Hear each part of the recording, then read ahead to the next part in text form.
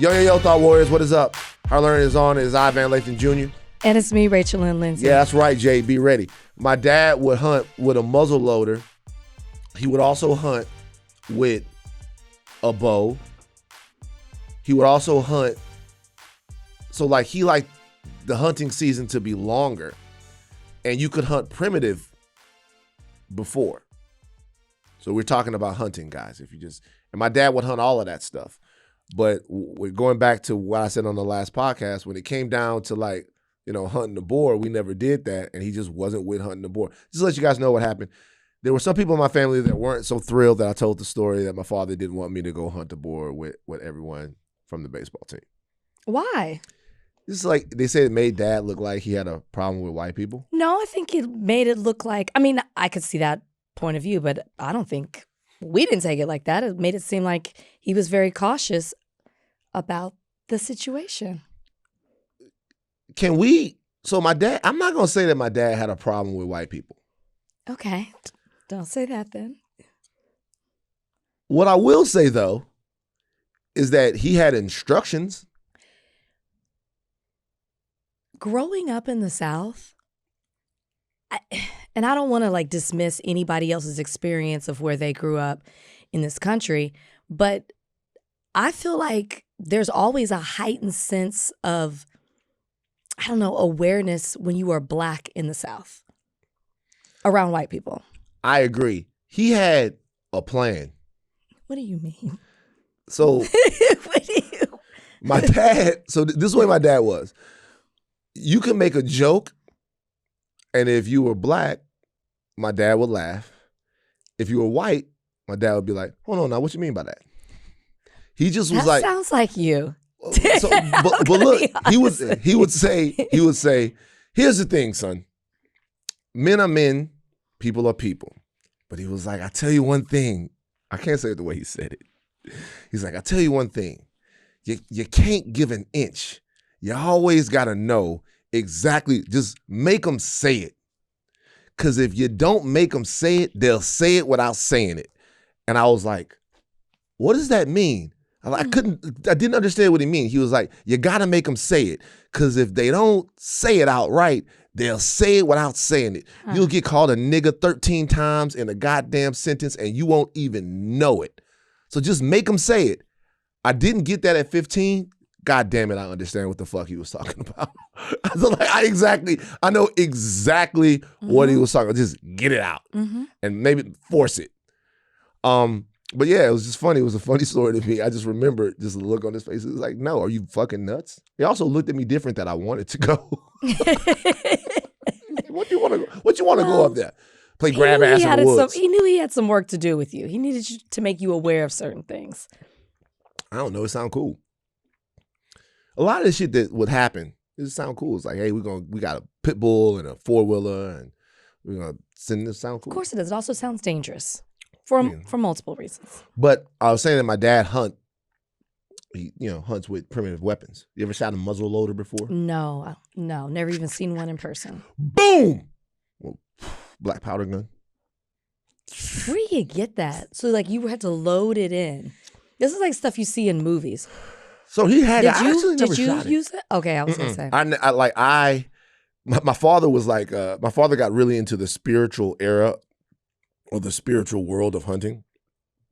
I remember. What does that mean? So okay. You guys ever see Last of the Mohicans? One of my favorite movies. Okay. So you know how at the beginning of Last of the Mohicans, so my father never got emotional over shit that you should really get emotional over. Like stuff going on with me. Like you'll tell my dad something and he'll start laughing.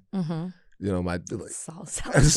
you'll tell my dad something and my dad he'll laugh at it. Like you'll try to pour your heart out to him and he'll laugh. But he would get emotional over stuff that you wouldn't think that he would get emotional over, kind of emotional. Okay. So at the beginning of the Last Mohicans, remember they killed a deer and they pray over the deer. They call the deer brother. They say, brother, thank you for we killed you. You're a part of us. And they that respect for the outdoors and for nature and for ecology really was moving to him. So he started getting into that type of shit. So he would pray over what he killed? Never. He would never pray over it. He didn't do that. But he looked at hunting with a muzzle loader and hunting with a a bow and arrow. A bow and arrow as being purer. Like it's like he got to the point to where he was so deadly with the 30-06 or the 7 mag or whatever that like anybody could stand at 200 yards and bam. But like if you had to rattle the deer up, if you had to put the deer piss on you, if you had to go and scout out corridors and all of that stuff, if you had to rattle a deer for an hour and a half, which I did not want to do, to make the deer come within 50 yards so you could stick them with the bow, that's real hunting. That's like, real hunting, but I don't know if pure is the word. What do you mean pure? Well, the result is the same at the end. Doesn't matter how you kill it, you killed it. Well, pure insofar as methodology. So like, okay. So it's like you work harder for it. Well, think about it like this. Put you like this. So there were people that would like electrocute the water to get fish. That's insane. But listen to what I'm saying though. So there are people who will electrocute the water to get fish, and like they shock the water. Or I see now people use fish finders, which is nothing wrong with using a fish finder. It's like a little, you can see the fish on there. It's like a little radar with the fish. My father wouldn't do that. The purity of it is in the method. The purity of right. Yes, so he's saying okay. I would never electrocute the water, or not electrocute the water, throw dynamite in the water is what I meant. They would throw dynamite in the water, fuck the water up, and then like get the fish.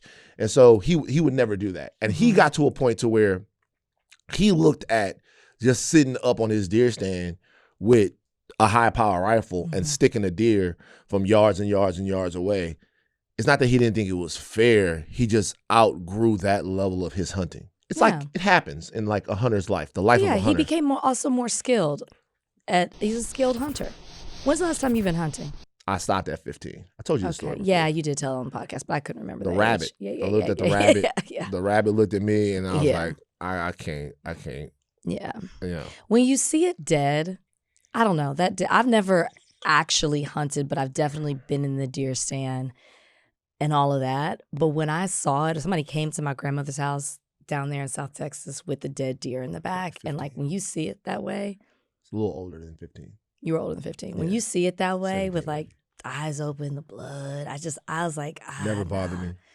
Blood doesn't bother me, but but looking at the animal in that way bothered me. Like I'm not a person who gets grossed out by gory stuff or like dead animals in that way, but like the intentional killing of the animal and looking at it like that in the back of the truck, I was like, nah. Yeah, it never bothered me just because, I mean, it was obviously a part of my upbringing, right? So that was the main thing. It's just like I saw it all the time. But also, these guys, it wasn't just deer. So in Maringouin and other places that I would go, like these guys had cows and they had pigs and they had chickens. Man, we was out back. I told you this story. We was out back. I lost my spinning top. My dad gave me his spinning top. I lost the top, and the nigga looked at me. He's like, "You lost the fucking top already?" It went under a Deuce's house. And when I was under there trying to get the top, I saw her with her hand on the head of a chicken and just wringing the neck of the chicken. And then I'm like, I freak out. I run to daddy. He was like, "Well, you want the chicken, don't you? You want dinner, don't you?" Like it's like we frying chicken. Like they fried the chicken. The women pluck the chicken, and we eat the chicken. And so that type of thing was like I was maybe like 4 when that happened. The women pluck the chicken. The women prepare. I don't know. It's just the way you said it. It just sounds so the men wasn't ancient. I don't know. Yeah. I get you, but it's just like the men go hunt and then the women prepare the dinner. They pluck the chicken. They fry. I tell y'all something. It sounds ancient, but I tell you, everybody knew what they had to do. And I'm not hearkening back to that because it wasn't even my upbringing. I was a baby. I was a kid, 4 or 5 years old. We lost all those people, but like everybody knew what they had to do. Everybody knew you provide chickens, and somebody plucks chickens, and somebody cooks chickens. The women. Right. Though sometimes the women hunted too, but like you would in my family but like you provide chickens, somebody plucks the chicken and cooks the chicken. Like men didn't complain about what they had to do, and women didn't complain either. Now everybody complains about everything. Longing for the good old days. Nope. I'm just saying, no, hold on. Oh, you know what's funny? Women, it's not that they might not have complained outwardly, but like that doesn't mean that they, just because that was their role, they loved it. No, I'm sure that the men didn't love it either, right? I'm sure the men didn't love having to be providers and having to like go work and all that stuff like that. I'm sure that there was a lot of stress. I'm sure that everybody in that situation. I'm not saying that that was better or that we should go back to that. It's interesting. I watched Ross Doubt that Interesting Times, and there was a guy on there that was talking about, he was obviously a conservative Christian thinker, and he was talking about the absence of God. Mm-hmm. And what we will replace God with when there's no more Christianity. He's arguing that Christianity should come back. We're living in Revelations, it's the end times, all that stuff, whatever. Okay. I think all of that stuff, the sort of socio-political framing of that argument is one thing, and it's not very useful to me. But what is useful to me is the fact that we will have religion. Mm-hmm. There will be religion.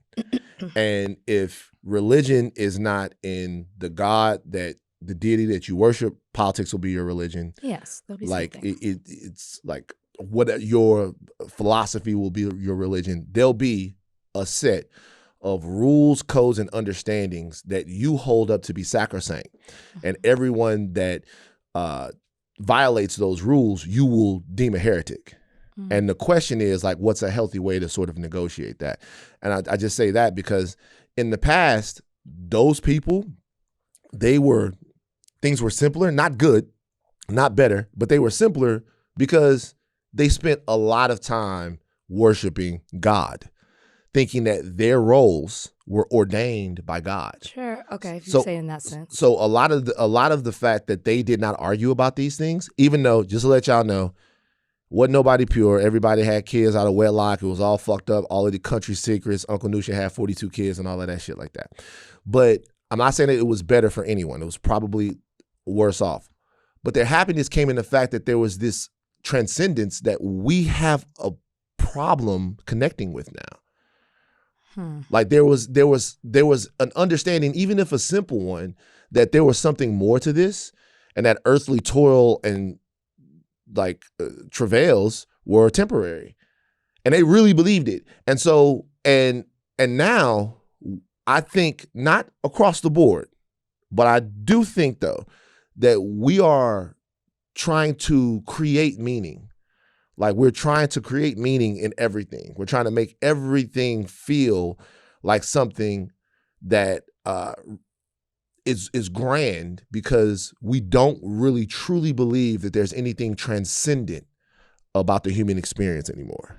I will agree that times were simpler just because we obviously are so much more advanced and have more distractions and more freedom and liberty than we had before. Happiness, I wouldn't say that it was happiness, more of acceptance. I think people were more willing to accept their roles under certain duties that were placed on them through religion. I look at it more of that, because if I say that it was happiness, then it's like that same religion, those same duties were in slavery. Right? And so like, I won't say that it was a happiness. It was more of like, this is what I need to do to win favor to something that I believe in, I have faith in, because I'll have something better on the other side. So it was like an accepting of the situation rather than a challenge of it. And if you challenged it, the other side of it was death, whether it be on earth or whether it be spiritual. Mm-hmm. So I understand exactly what you're saying. I'm not necessarily disagreeing with it. It's just like more of like the happiness of it. It's more of like you're willing to accept it. I mean, same thing growing up in a religious household. I had the fear of certain things, mm-hmm. right? Because I wanted to, I was willing to accept certain things for something greater on earth and in eternity. And so I'm not saying I was happy in everything that I had to do, or that it was easy, or that I even wanted to, but because I was being guided by religion and putting my faith in that, then I was willing to accept certain things in order for the benefit at the end of the day. So I think that that's what they lived in, and you don't necessarily I want to be clear here. I'm talking about 1984. Did we get to 1984? No, this is when it's happened. Okay. So I'm talking about 1984, 1985. Okay. I'm not necessarily talking about 1734 or 1834. Okay. So obviously, I'm talking about people who part of their happiness was the fact that they were free. So obviously, if you go back far enough, like if you talk about whatever, there's an inflection point. You can go back to the dark ages. Everything's fucked up, right? Obviously, I'm not talking about, when I am saying, what I mean to say by that is, yes, if you go back far enough, you go to slavery. I'm not talking about slavery times. Like that's not where I was. This is 1984. Okay. We didn't get a year. Well, you got me being 4 years old. So I didn't. Sorry, I did not hear any of that. So I'm talking about 1984. Also, I also say this. Another thing, and we can move on for this because we got a packed show today. A happy life is not the absence of struggle. That's true. And that is something I think right now that people are having a really hard time wrapping their mind around. In all of the reading that I've been doing, I think there is a contemporary idea that anything that brings you struggle or anything that brings you emotional pain is inherently evil. Like, a lot of what we used to understand was that struggle and overcoming is a part of life. Mm-hmm. And it's not that people today are less resilient, but they are less tolerant of struggle, which feels like that is something that's positive. To the human condition, it's probably a net negative that people are so uncomfortable and so unwilling to undergo a little bit of pain. Like a little bit of pain. So like even give me an example. Well, I mean, there are too many examples to give, right? But I talk to people all the time, and like younger people all the time, and they'll tell me about how bad things are going at their jobs, mm-hmm. right? And I'll be like, yeah, I want you to understand that the way that you feel right now is the way that you are supposed to feel. Mm-hmm. It doesn't mean that I want you to wallow in it and accept it, but I want you to understand that just in the structures and the reality of the job, the career that you are trying to have, your frustrations right now, that's the way you're supposed to feel. As a matter of fact, you at 24 or 25, you are actually more resilient to feeling this mm-hmm. right now than you will be 10 or 15 years from now. Doesn't mean you have to like it, doesn't mean you have to accept it, but what it does mean is that I don't want you to think that it's super normal. I don't want you to think that like you're in a position right now that people haven't been in, or that it's personal, or that it's striking at your soul or your character or anything like that. Yes, you're being undervalued. That's a part of it. Mm-hmm. And so like that's not in any way to say that like it should be that way. Sure. But I do think that there's an aversion to a lot of just like pain or inconvenience now that is net making people less resilient. Well, yeah. I mean, I think we've talked about it in other ways when you talk about how different generations were treated or what different generations expected. And I mean, we've talked about that, I guess, in the sense of the mentality when people talk about Gen Z in certain ways, and I don't mean to generalize, but I guess I will for the sake of this conversation, of it being softer, them being treated softer with kid gloves, I shouldn't say kid gloves, but just like the same way we were, I don't know, just like required to just kind of figure it out, or maybe didn't have necessarily the tools so easily available to us, where we had to like grind a little bit more in ways that necessarily through advancements in technology and whatever, that the younger generation doesn't have to. Even like making space, which is not a bad thing, for mental health and protecting that wasn't something that wasn't even conversations that we had coming through. And I'm not saying that we should talk about that, but I think that contributes to some of the being less resilient, like not having to, like for us, it was kind of like in my house, the mentality was, I mean, you're Lindsay, that's what you're supposed to do. Like just like go through it, work through it. I'm not saying that was always the right answer, but that was the mentality, like figure it out. You just have to do it. I was raised to be really self-sufficient and independent and to figure things out and to struggle through it. More than what I think we put on the next generation. And maybe that's because of what maybe just Gen Xers and millennials had to go through, that they necessarily didn't put those same strongholds on the younger generation that they were raising. So I think it all contributes to it. Yeah, I think the millennials themselves were the ones that were like, hey, we're going to rebuild the world. Like, we're going to change the expectations.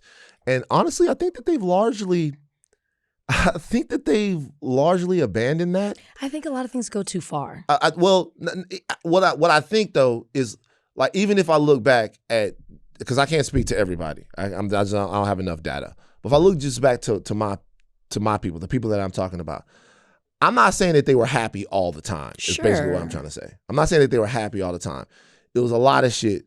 My auntie Eula May, her boy had died in a car accident, and she had a picture of him up there, and sometimes she would just look at the picture and just burst into tears. Sure. Right? And so, like, there was all kinds of stuff that was happening, but man, we were outside, we were together, we were cooking, we were hunting together, we were riding horses together, we were running together, we were playing baseball together, we were experiencing pain together. Yes. We were an intergenerational Black family that, like, really took a lot of pride in our identity and who we were, and that meant a lot. But you just described community and the things that are in place. If, like, with the advancements of technology, we've seen it really with COVID. We talk about the male loneliness epidemic.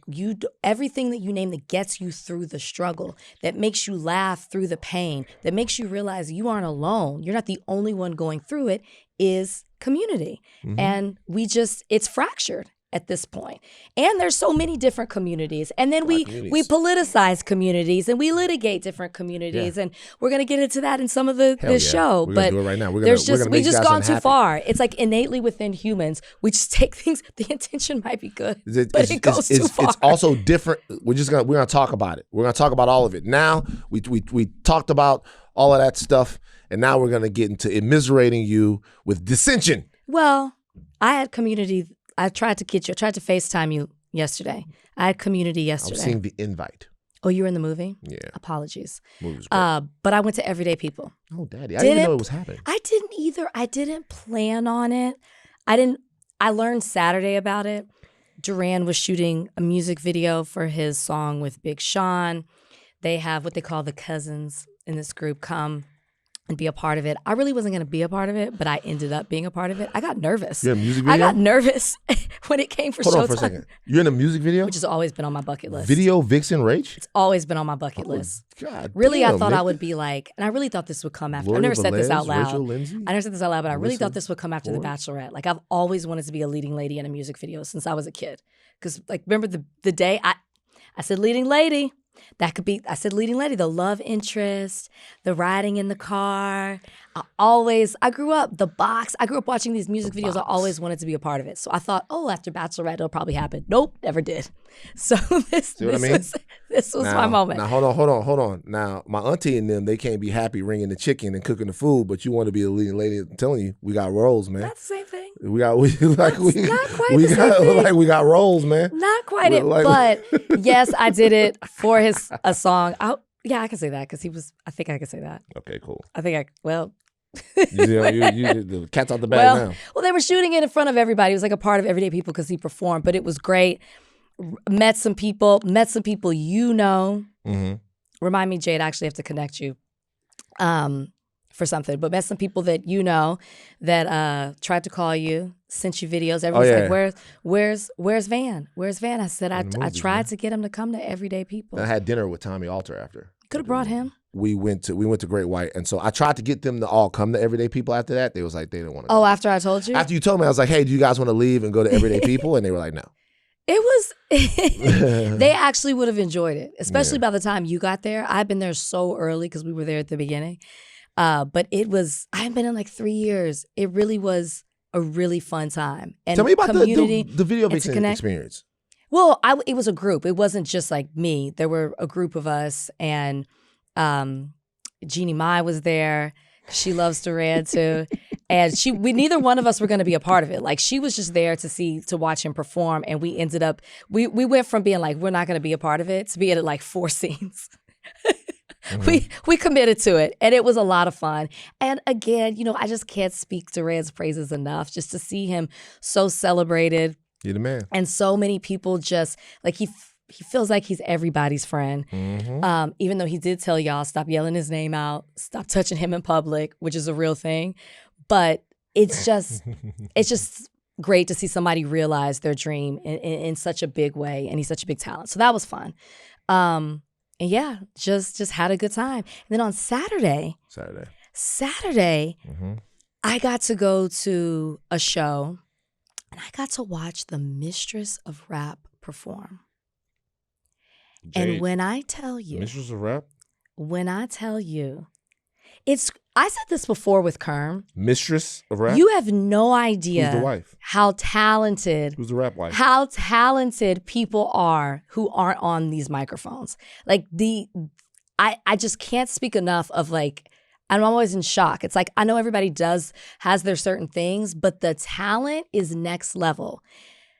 I'm telling you, Jade is so talented as an artist, has the best stage presence. I mean, like, Quiet Jade sitting over there in the corner, not even close. It's like a Sasha Fierce Beyonce thing. Interesting. Truly. Beyonce. So good. So great. Had the crowd going. I mean, y'all need to go check her out. Go to her. Jay, tell him. Thank you. I appreciate it. Yes, it was great. Had a good time. We were doing a show with LA County Parks and Rec for their summer series concert. So where was the show? It was great. It was in Compton. Oh, that's the fuck I'm talking about. The community, man. Yeah, I had a great time. Thank you, Rachel. But like, perform with a live band. A lot of the younger people here at El Ringer. This is how me and Bernard got hooked up. Keep them off the mic. But a lot of people here at the Ringer are really, really talented in the things that they do. Jade is one of them. Jade is talented visually, also. On the mic. Remember the one record you let me hear you was rapping? Was the one I said? Called Yeah. Yeah, she was rapping. I fuck with it. Well, good. That's amazing. That's a full weekend for Rach. Yeah, and I was trying to chill, but it was like beautiful to come out and support people that I love. So it's great. All right. I want to talk about this this pork thing that you're doing before we get into the show.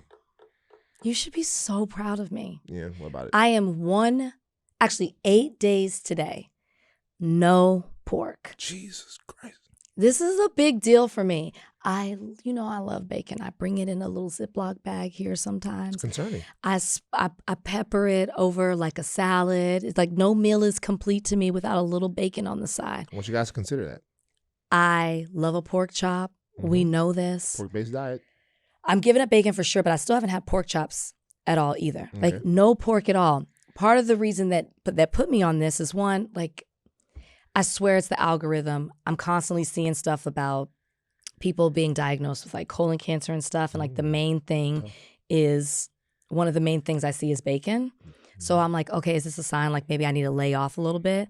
Then I went to the doctor, got some blood work done. I had high blood pressure when I went in. It went down by the time I was there, but still like even that. So I start looking up like, what are some things that I can dial back? Bacon. This is huge for me. I did get turkey bacon at the grocery store the other day, but no pork. Well, I've heard from people that if you don't eat bacon 3 times a day, that it might have a positive impact on your health. That is something that I heard. I think I read that on, like, I don't know. But yeah, pork, if you don't eat bacon at every meal, then it'll probably help you. People come up to me and they're like, pork-based diet. Pork-based diet. They say it to me. So you can't say it any longer. I'm so proud of me. Because I'm come from a pork community, right? Like there's a lot of pork, in the South. There's a lot of pork. Yes. And then one thing that changes when you get out to LA is less pork. And I found all the places. I bet you did. Just less pork overall. People they substitute stuff that they use the pork in for other stuff, like this normally has pork in it, but we don't use the pork. We're using this, but you back up. But that's good. It doesn't mean I have to have any bacon. You can have some bacon. Yeah, but I don't even want to buy it because I can't control myself. It's tough. if I buy it, it'll be gone. Yeah, so I'm like, I might as well just not get it. Just go and we'll see. Free for the rest of the summer, and then you have a pork fucking fall. We'll see. Let's just see. Let's get through July. All right. Before we get into the show, one last thing I want to talk about the World Cup. I'm still into the World Cup. I'm still watching, even though the United States of America is out of the World Cup, and my favorite player is out of the cup. Holland is gone, and I want you guys, Donnie, put this up if you have the video. I want y'all to do something here, everybody, everyone that's watching and listening. I want you guys to do something. I want you to think of the person that you're fucking with right now, that's on your team, that you think might be a little bit jealous of you. So a little jealous. Just, you know that there's somebody that you fuck with that just is like a little jealous of you. Like you know, okay, I give you an example. You know, there's a friend, you had a friend back in the day, I'm not gonna give you an example of a person. You have a friend back in the day and you'll be like, hey man, I just got these new things yeah man, I got those like 6 months ago. You're like, a one-upper. Yeah, but you know where that comes from, you know?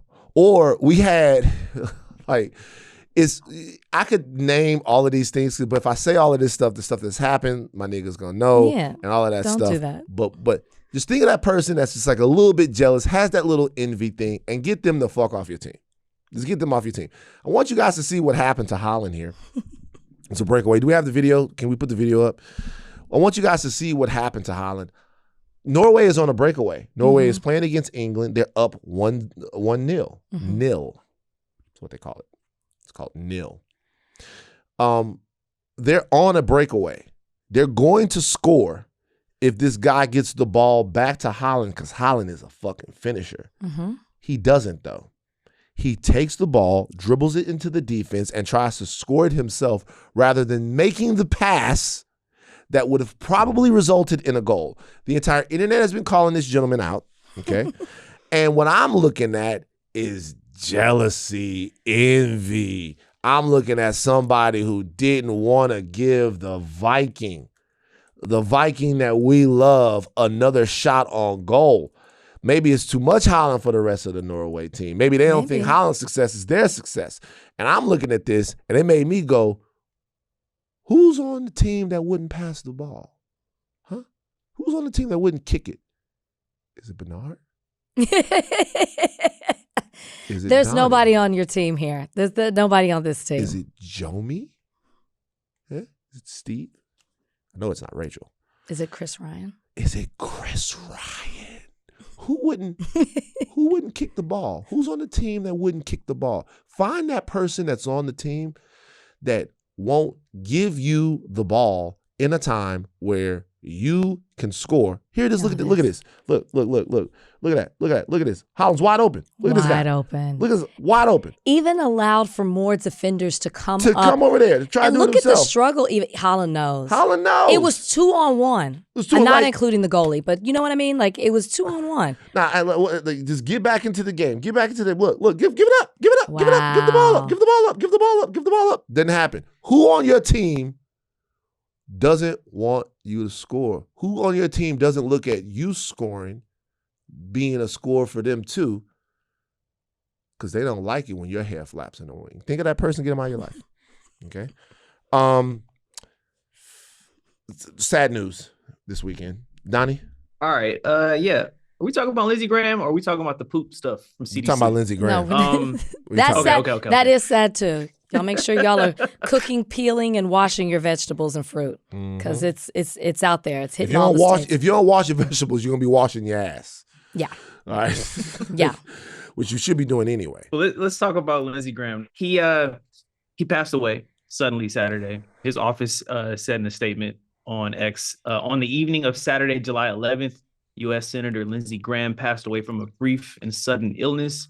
Senator Graham's family appreciates prayers at this time and asks for privacy during this incredibly difficult period. All right. We're back having the conversation. We don't need to have a conversation about who Lindsey Graham was, right? No. We don't need to have a conversation even about what some people think are the peculiar circumstances surrounding the death of Lindsey Graham. It's too early to do all of that stuff. I think the only conversation that we could have, being that we weren't political bedfellows with Lindsey Graham or any of the Lindsey Grahams, is how do you react when somebody like Lindsey Graham dies? A lot of people are upset that certain figures on the right came out and were very gracious. On the left, we're very gracious. We're very gracious in Lindsey Graham's death and say Lindsey Graham was a colleague. Like the news media is like, hey, we have remembrance of Lindsey Graham. Are you offended by people remembering Lindsey Graham in a way that is respectful or even celebratory? I'm not offended, right? Because I'm not going to take it personal. I'm more so, it's not funny.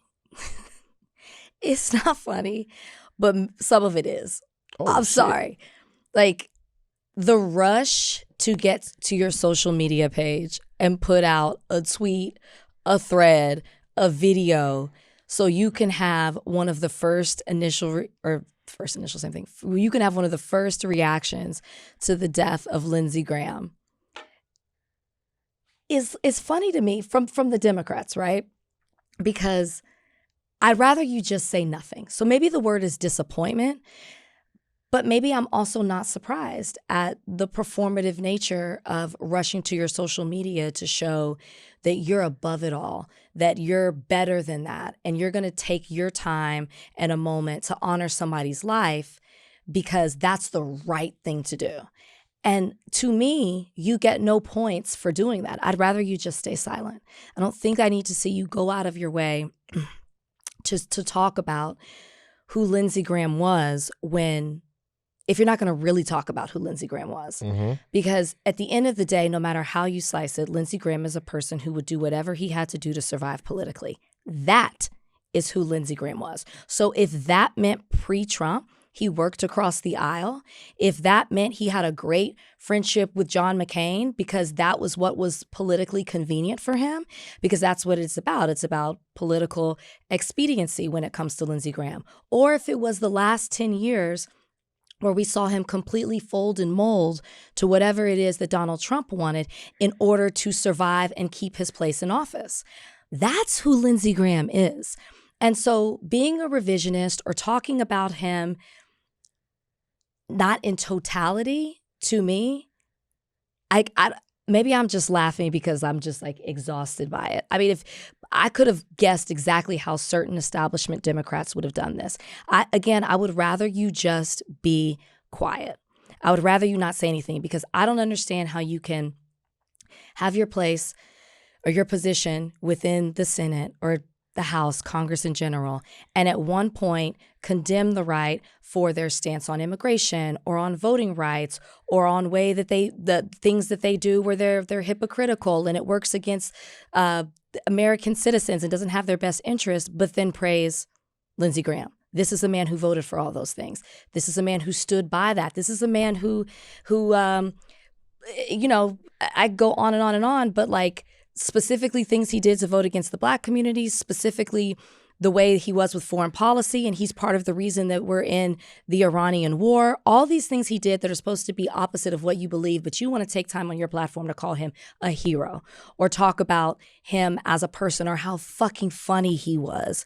Like, is it funny that we're in a war, the Iranian war? Is it funny that he said that Gaza should be flattened? Is it funny the way that he talked about Palestinians? Is any of this funny? I don't find it funny at all.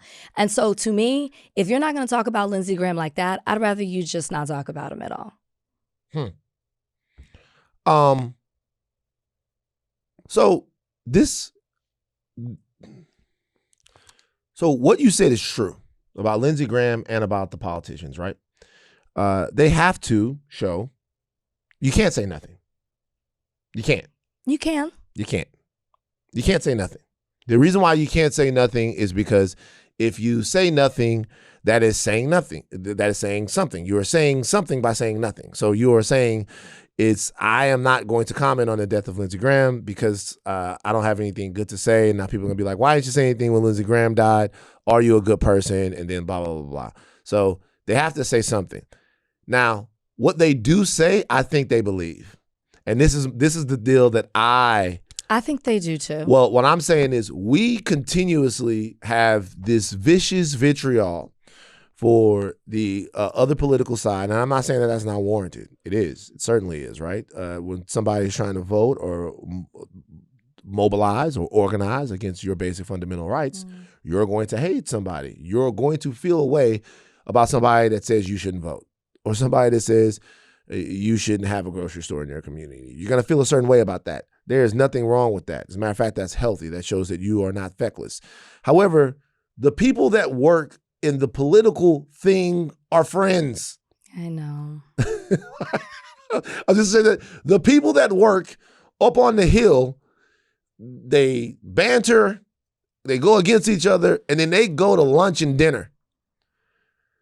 I once watched this video, and it was of Martin Luther King Jr. III talking to Lindsey Graham.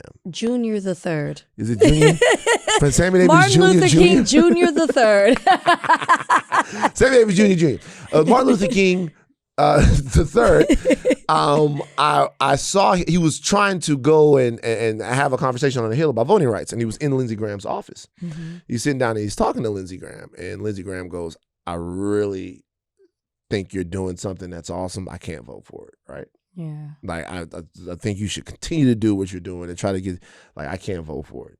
Like I can't vote for what you got going on. I can't vote for it." Lindsey Graham could not accept or could not endorse, could not vote for the freedoms of Black Americans because the political reality that he has hitched his career to won't and don't let him. It's not absolving him for being who he was. What I am saying is the people that are saying we liked Lindsey and Lindsey was funny and Lindsey was cool and Lindsey was this, they mean that. They are not you.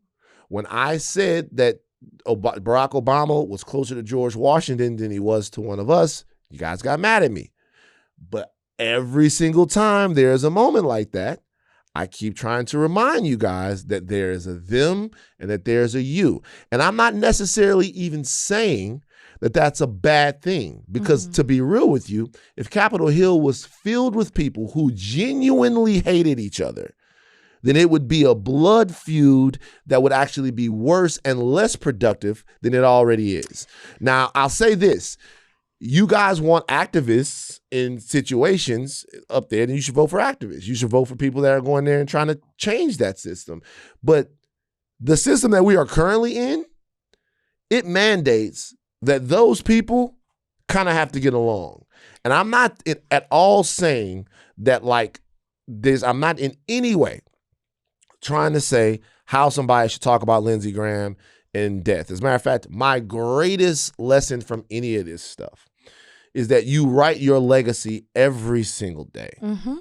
Every day you write your legacy. You get up in the morning, it's unfair, but you write your legacy every single day. And if you want decency in death, you should try to be decent in life. Yeah. You should try, because once you're gone, it's static. It's over now. Like you can't stack up another win to make people, that's it. So people remember you for what you did and how you affected their lives. And that goes for every single person. I am not going to celebrate anyone's death because I am a old Southern man and I believe in bad juju and energy. My mama do root work and all of that stuff. And I don't want to have the energy of celebrating somebody's death around me. Sure. But I'm not going to lie for them. But I'll say, just as an observation, everybody disappointed in people saying all of that type of stuff. Yo, man, these people are really friends. Like they really get along. They really go to have a drink after. They really argue, and then this is my great friend. Like they are really friends. Here's the thing, though. We talked about it. We've seen it. We've seen it happen. You've talked about it even outside of Capitol Hill and just being on these shows and seeing how people are cordial to each other. I guess to me, there's a middle ground. I'm not saying that, and I agree with you. I don't believe in celebrating anybody's death. I'm not on that. But I believe that there's a middle ground of, I have to work with you as someone who we work in the same space, and we have to work together to try to get things done. Doesn't mean I have to like you in the process. And that's the thing for me. I understand you respecting someone as, you know, a public servant, even though I would argue that Lindsey Graham is a public servant for one group of people. But I just don't understand how you have to. You're right. The people who are like, that's my friend, my unexpected friend, to quote Cory Booker. Yeah, I believe he believes all the things he says. That's his friend. I then believe that there's some people who are saying something just to keep the decorum of what is expected of a politician when somebody who's similarly situated with you in Congress passes away, respecting the place that they held. I understand that. I believe some of that is performative. But I think that you can work with someone, disagree, but you don't have to like them. And that's where it becomes a problem to me of reading the room. When I said at the beginning where it's like funny to me how these people rush to their social media to be the first to tell their story of their experience and have like this different and hot take, read the room in where we are right now politically, and how that is going to make certain people, particularly your constituents, if we're talking about establishment Democrats, feel when I'm listening to you try to tell me about your personal relationship with someone when I am reaping what their policies are doing to my life. That's where I'm like, we got to find a different way to do it. I know you know him differently than we do, but that's not what the fuck we want to hear. And I'm not saying that they needed to get on here and criticize him. I would rather you say nothing. I get your point. You can't say anything. Or just say, you know, sorry for this, you know, like the loss. Heart goes out to the family. And then, but talk about him in totality. Like, I just think that there's a middle ground that we're missing here. And that's my thing. What I'm really trying to do is manage people's expectations. I'll tell you why I'm trying to do that is because like those people aren't you. Like, and by the way, when I say that they aren't you, it seems like a diss. No, I don't think when I say that they aren't you, this is what I mean. Number one, they are. It's not that they don't have the same passion. It's that they live in a pragmatic reality to where, like, first of all, they're not as affected by the things that affect us. They're just not. They're rich, they're powerful, they're not. How do I want to say it? Because I'm not trying to impugn anyone. I don't think that's like what I'm trying to say is that's not you. You're mad. They have a cynical hold on power. And it is their job to actually work with each other to consolidate their power. There are things that we all, like all of those people, by and large, like Cory Booker and Lindsey Graham, do have a lot in common. You know what? They both love Israel. Like they both understand that there are things that are joining for them, that are adjoining for them, that supersede the way we feel about them. They would fall in line with each other to defend corporate involvement in politics or to defend the Israel lobby or to defend all of those things. The things at the margins that piss us off, like those people are all the same.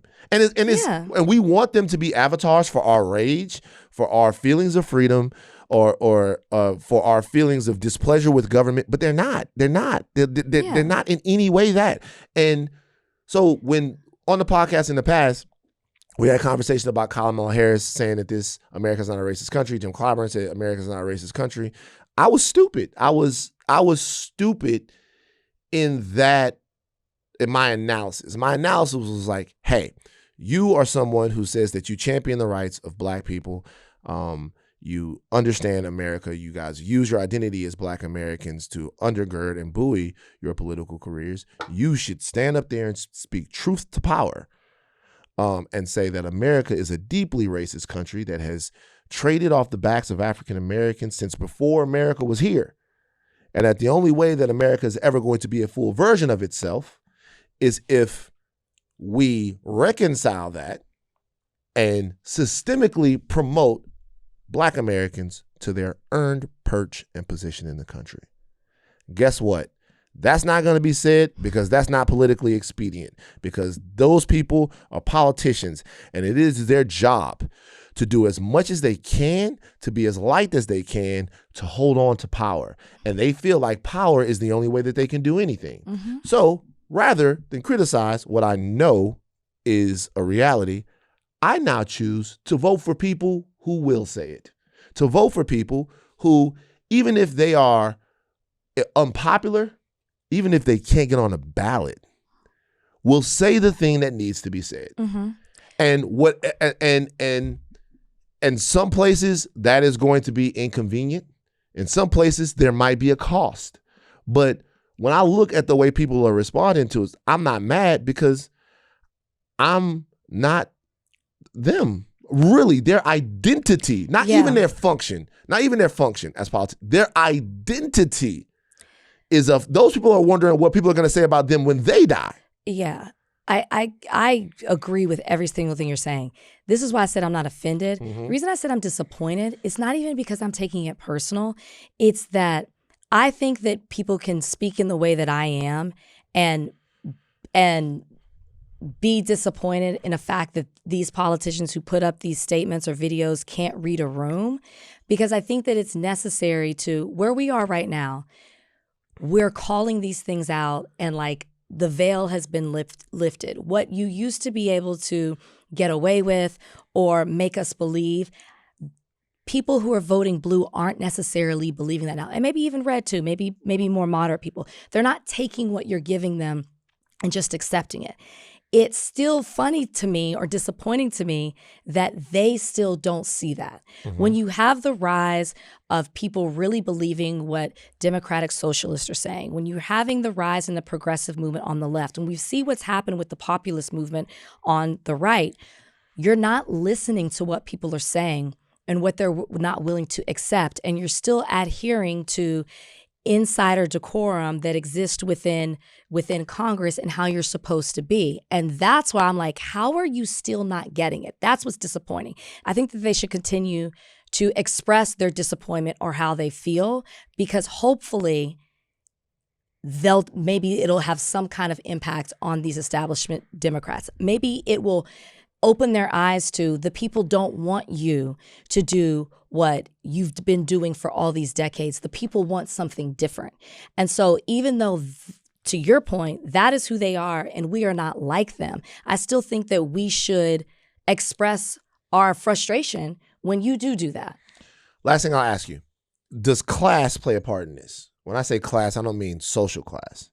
I mean, in this situation, right, what you want, here's what you would want overall. Number one, you want a politics that's not based on denying people their fundamental rights. You do.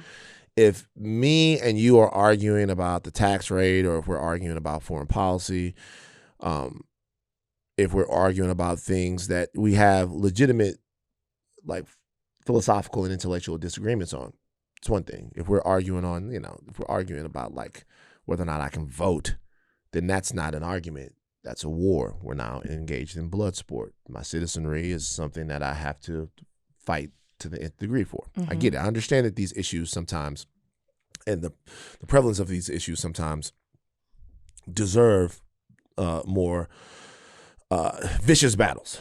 But if in fact you want a political normal in American society where people do talk politics with dignity and class and grace, where they try to not dehumanize one another, mm-hmm. then like Kamala Harris saying, I am saddened to learn of the passing of my former colleague, Senator Lindsey Graham. He was full of wit, energy, and charm, and he deeply cared about the Senate and the people of South Carolina. Doug and I are sending our thoughts and our prayers to his friends and to his loved ones.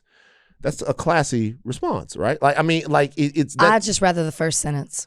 It is classy, sure. Right. I'd just rather the first. But you don't sentence. want at this point. You're like, I don't want to hear that he was about how funny he was in his wit.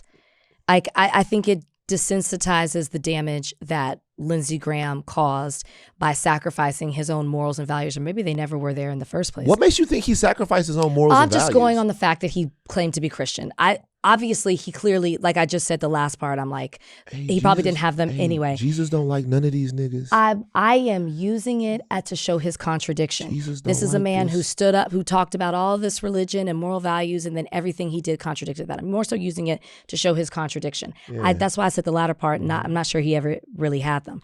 But for me, don't water down and try to desensitize. That's what it feels like. Yeah. Or try to make us see him in a different way. It is totally okay for you to say you're shocked. I was shocked to hear it. I'm shocked. It's sad this person lost their life. Like, I don't wish death on anybody. And, you know, thoughts Yeah. go out to them. Just Gotcha. keep it there. I'm gonna start doing something that I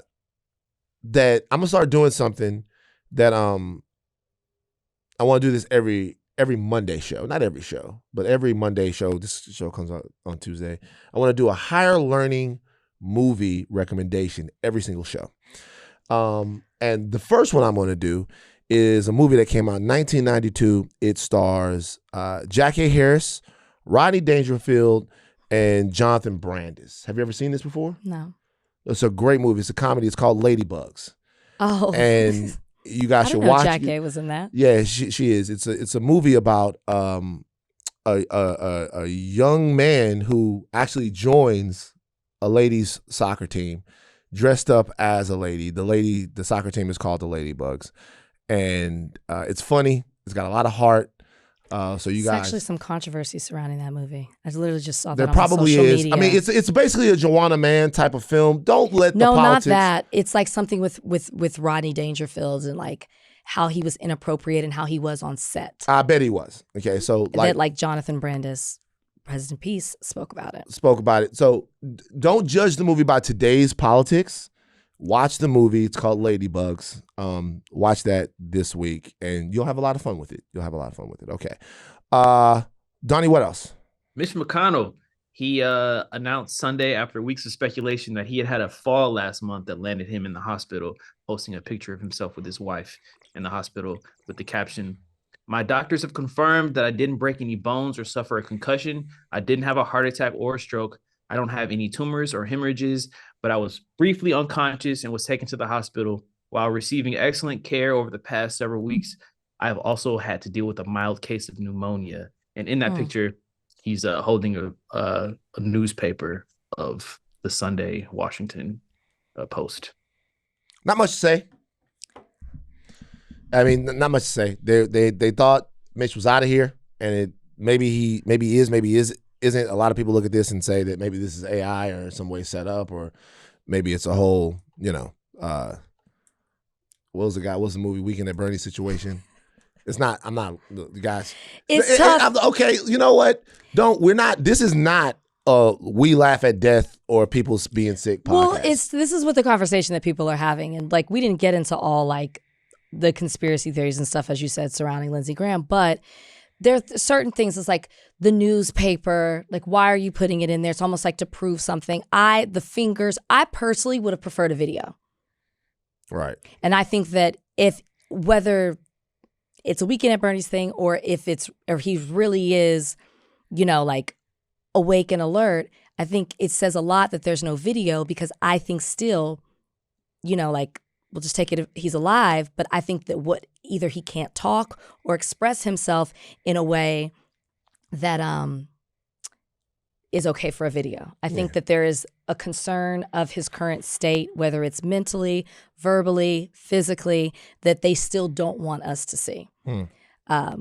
But either way, the picture looks alarming to me. It does. The health of these senators is not just something to be lobbied around in terms of like cultural conversations. The control of the Senate itself is tenuous for the Republicans, right? Yeah. And it's going to be a hotly contested Senate race in the fall. Mm-hmm. Now, the Democrats taking back the Senate is less likely than them taking back the House, particularly now with Maine, and Graham Plattner and all of that stuff. But the numbers, I think, are close enough to where the Democrats are in striking distance. I don't know necessarily that there would be a strong enough Democratic candidate or there is a strong enough Democratic candidate right now in Kentucky. I mean, Mitch McConnell already wasn't running again. Like, what's the race there? What's the race in Kentucky? Look this up. But there's going to be a race there in Kentucky. I don't know if there's a strong enough candidate to actually flip the seat. And in Maine, it seems like they're scrambling a little bit.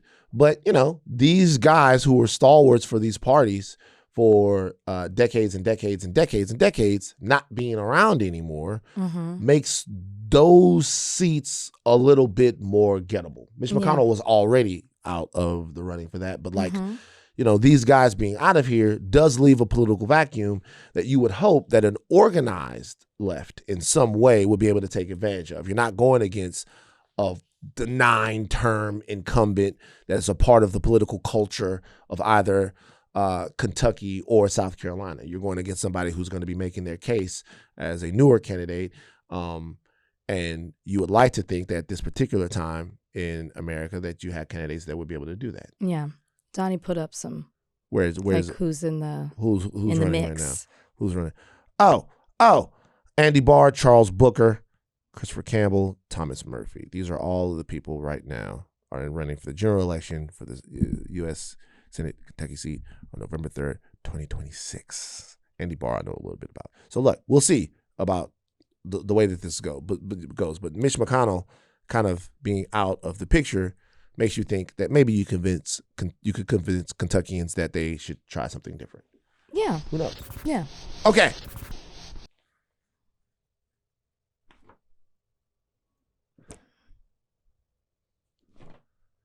It's time to talk about Jay-Z.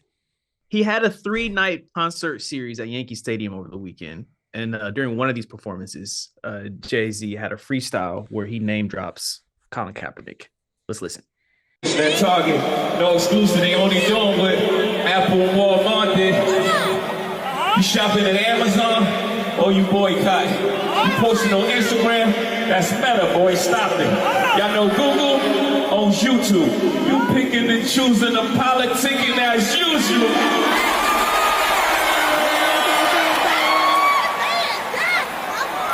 They digging deep for narratives, it's embarrassing. They run out of characters, had to bring back up Cap again.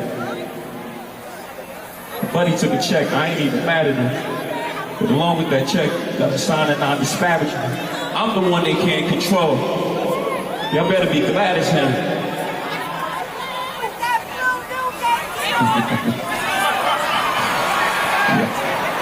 I'm the one they can't control. You better be glad as him. $500 million back in the community. That's just good math for him. I don't listen to Twitter activists. They type and I laugh at them. There's really no comparison. Y'all check my stats again. I'm bringing folks home to their family. Laws get passed cause him. You can like it or not. We don't do no ass kissing. Ex-drug dealer. You might not like the packaging, but my presence is the president. My gift is rapping. Oh shit.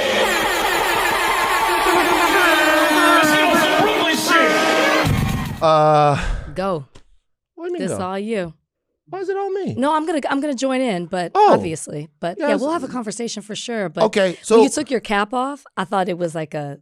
oh a man, I was cap. just doing that for the I thought it was like a audience, cap, like because Yeah. we're gonna. We it's ain't time about to talk do about no cap. capping. No, I know, but we're about to talk about cap. Oh, you thought I was That's doing a cap? Yeah, like here's Oh. it's cap time. We're about to No. talk about cap. Okay, That's what the I first thought. thing that is that this weekend, from everything that I saw for people, was really beautiful and meaningful to them.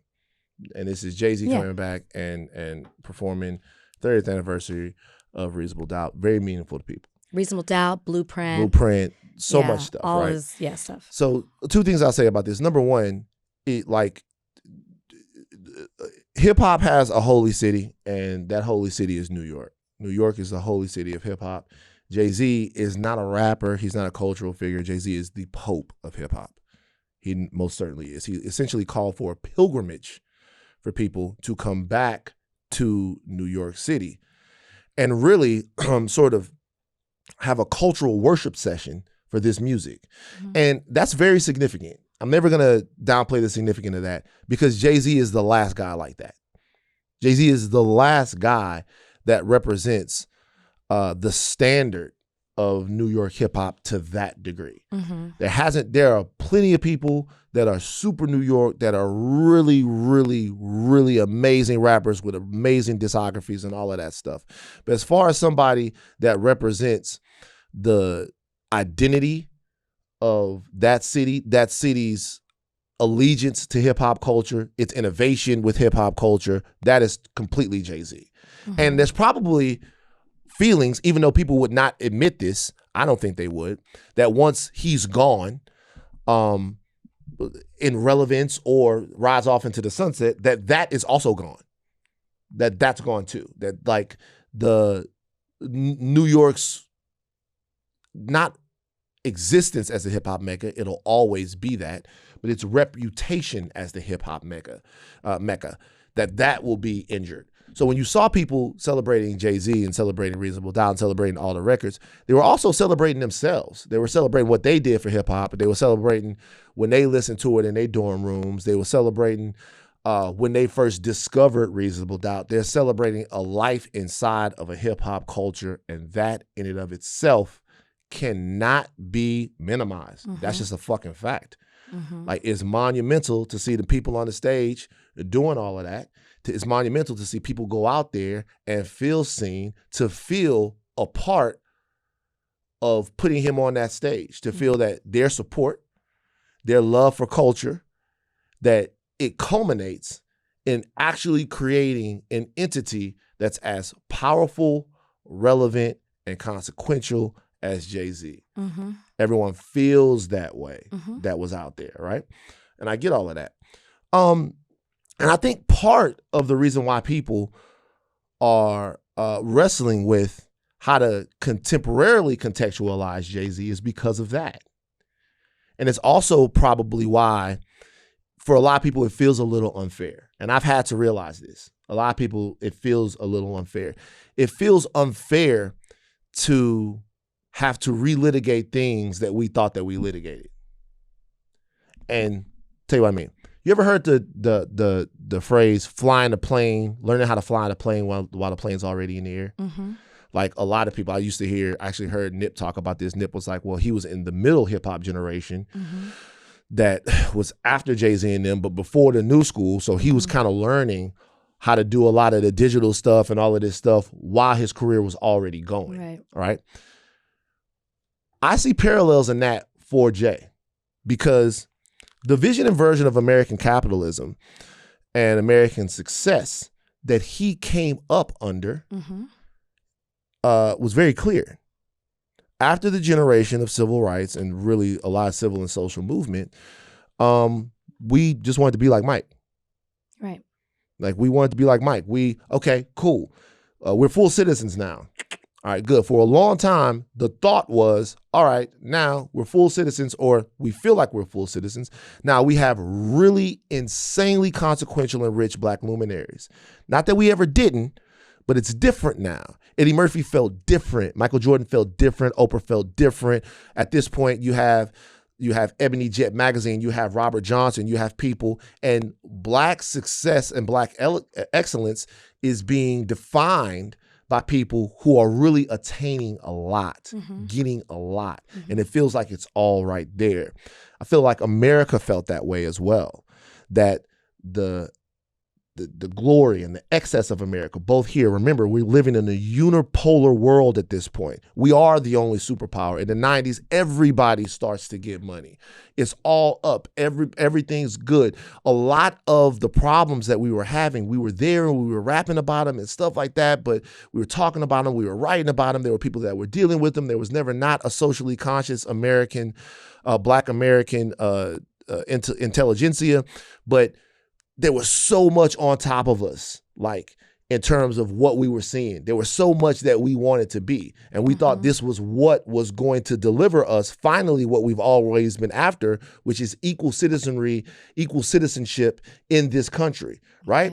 And very slowly, over the past 15 or 20 years, it hasn't been a Black American awakening to the fact that that's all a lie. It's been an American awakening. And it's an awakening that's not just happening in Baton Rouge and Detroit and Los Angeles and Virginia. It's a revolution and an awakening that's happening in South Dakota, in Wyoming. It's a revolution that's happening in the aisles of Walmart, in the aisles of Target. Like, this doesn't work. It's not working.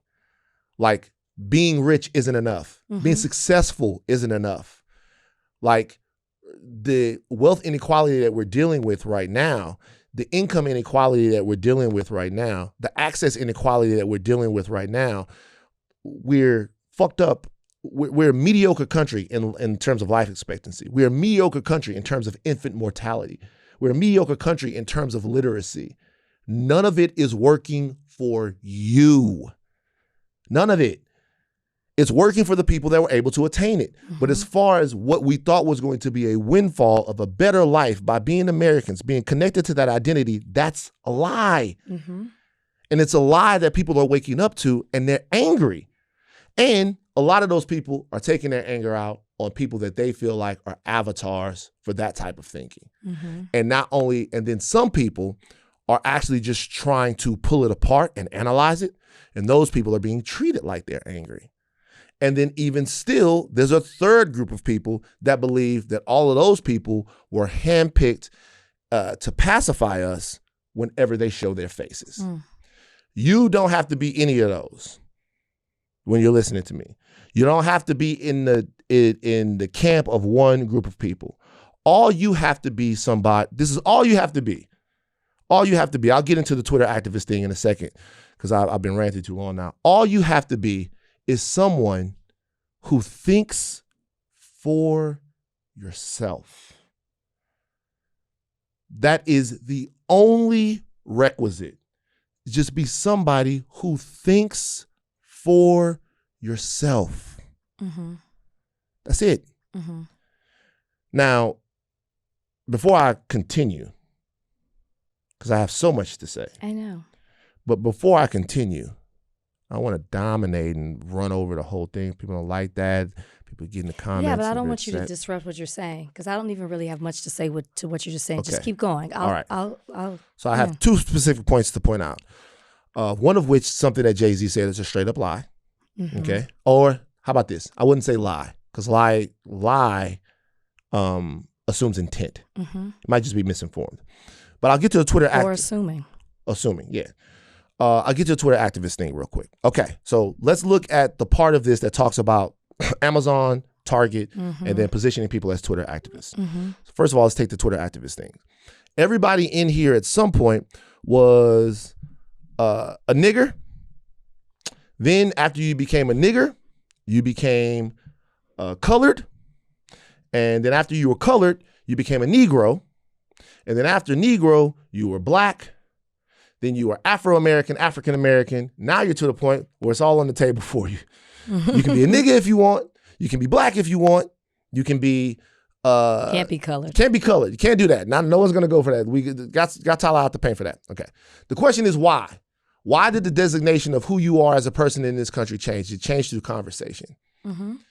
Changed through conversation. Guys like W.E.B. Du Bois talking about this. Guys like Stokely Carmichael talking about this. Women in our movement talking about this. Black people having a cultural conversation with each other, both through intellectual writing and on college campuses, in kitchens, everywhere. How should we refer to ourselves? When Stokely and everyone comes along in the 60s, they go, let me tell you why black is beautiful and black is powerful. Because black needs to be assertive. Black is scarier than the term colored or the term Negro. It's scarier than Negro. Black is, it's something. And that's what we need to be. We need to assert who we are in this country. And that's a conversation that we had. It's a conversation that we had amongst ourselves. You can say whatever you want about Twitter. 75% of what's going on Twitter is bots. But what else happens on Twitter is people get on there and they decide through information and through conversation what's palatable to them. Twitter is a place where those conversations happen. Social media is a place where those conversations happen. Yeah. All of those are the only thing you owe yourself, the only thing you owe your community is to do the reading. You should get out there and you should do as much as you can for people. You should be an activist. You should go to the marches. But the thing that you have to do to me, is be conscious of this stuff, is to understand who you are, is to understand what you're up against. And access to information and different modalities of thought is very key in that. So I don't want anyone to think that using your voice on any platform anywhere is in some way insufficient, because you don't have the ability to stroke a $500,000 check and get a law passed. You can't do that. You're not to that point. You ain't rap good enough. You don't have the ability to have people take your vision and make it into something. You're not good enough with the songwriting. You didn't do that. But the ability that you do have is to read a book and say, this version of what the world is doesn't work for me.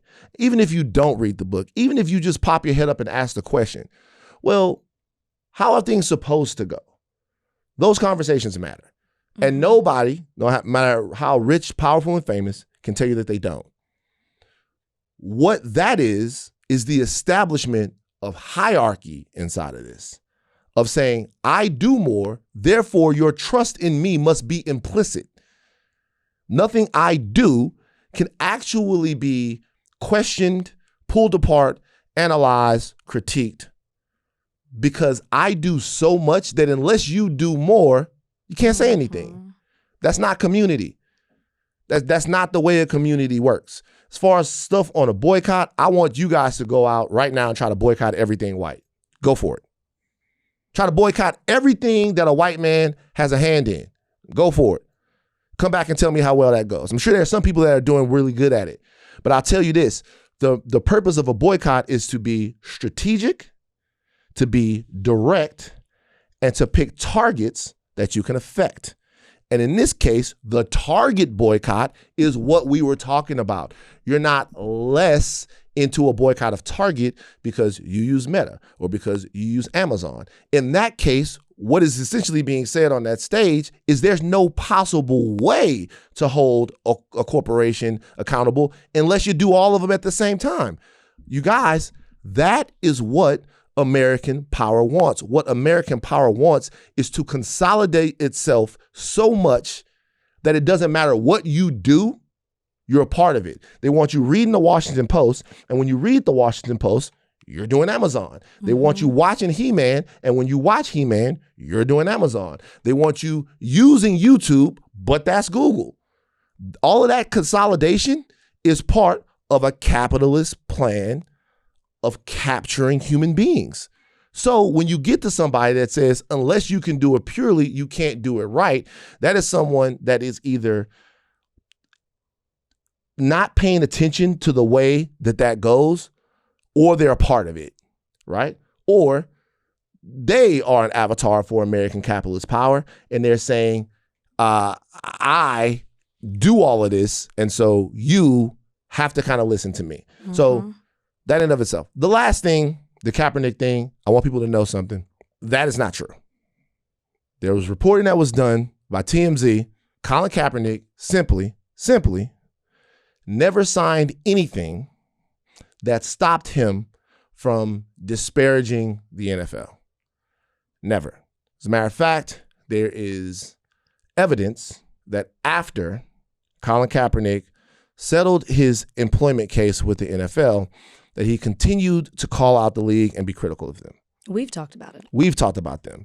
Remember, Colin Kaepernick did a commercial, not commercial, he did a television show where he compared the NFL Combine to a plantation, right? So Jay-Z in that regard is probably misinformed. The chances to me are very low that he got up there and said something that he knew wasn't true about Colin Kaepernick.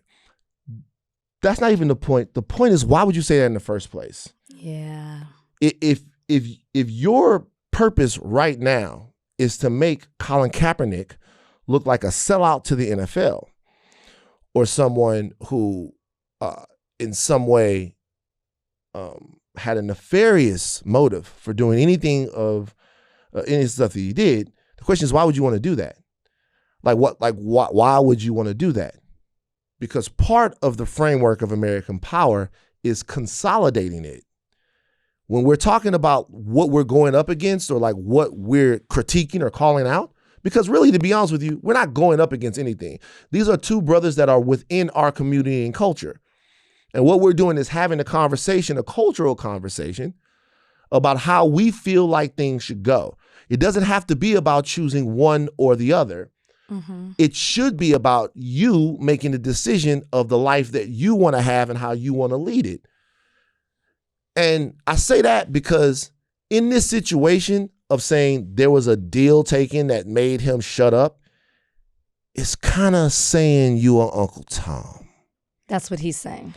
Like, to me, it's saying that you never really meant what you said, you got paid, and now people are throwing you up in my face, accusing me of doing the thing that you had already done. It's just very important to say. That's exactly what it's saying. It's very important to say that that's not true. So you guys can decide what you believe about Colin Kaepernick and his fight against the NFL, Colin Kaepernick and his fight against police brutality and the kids getting blown off, get their heads blown off. I will always say this. I do not fucking think that any person in this country ever should have to lose their job because they have the gall and the temerity to, at their job, say that black kids should be killed by the police. And if you guys don't agree with me, fuck you. I don't care anymore. I will fight forever to say that you should not have to get lied on, should not have to get drugged through the mud, should not have to get fucked over because you said you used your platform to protest against police brutality. And we can go through it and pull the guts of it apart, pull the entrails of it apart. It is just that.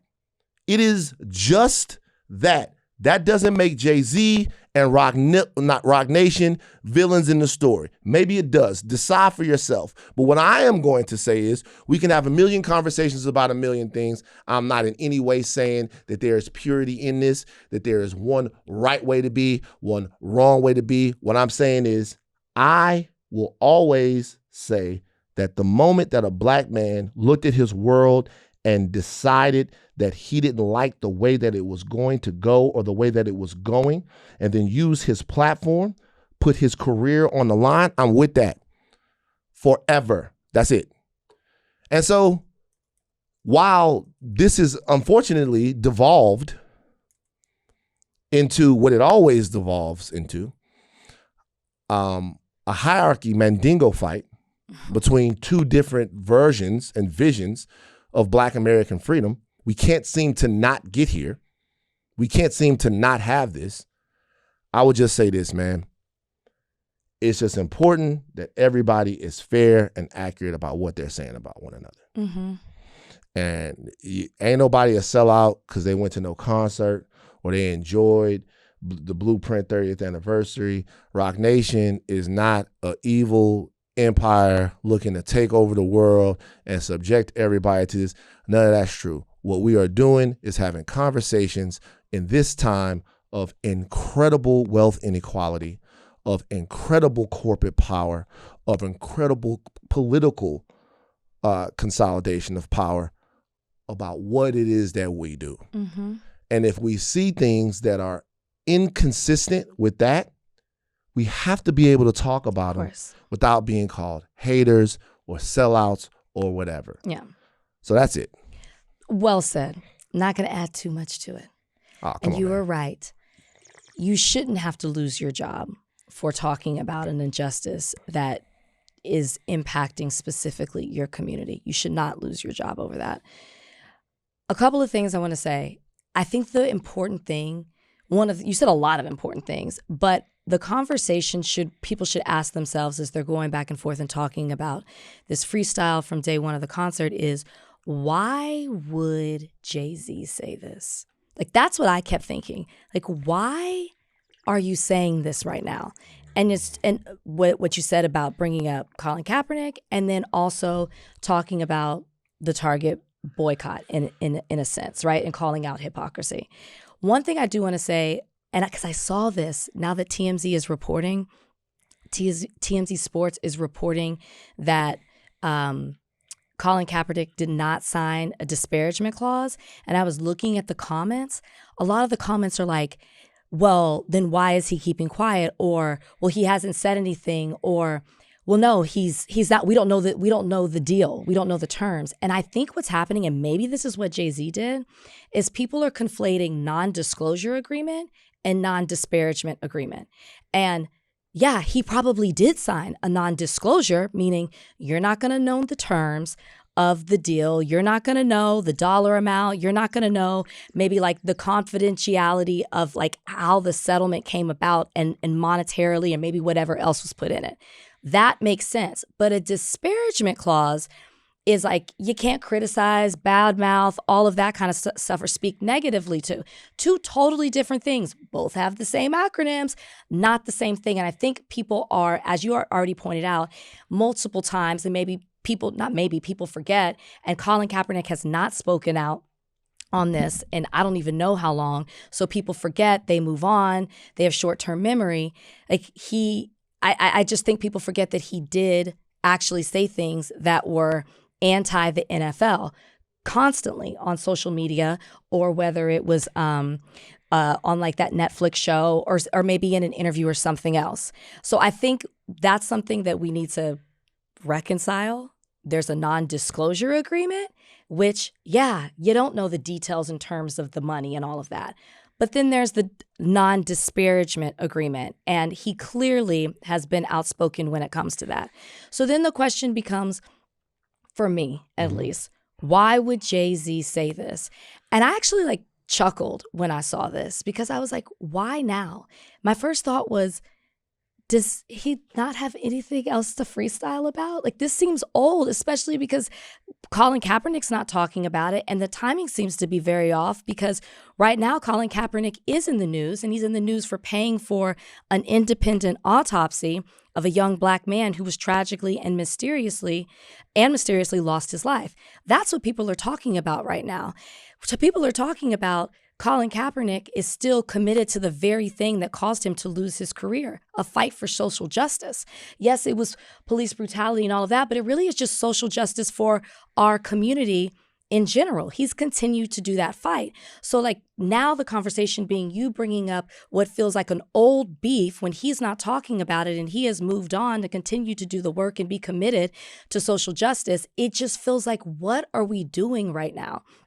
And I'm like, I guess I laughed because I thought, here you are selling out Yankee Stadium. You just talked about who Jay-Z is and how he's the last of it. He's this rap icon. He has this incredible legacy and incredible achievements when it comes to being a hip hop icon and even things he's done outside of his rap career.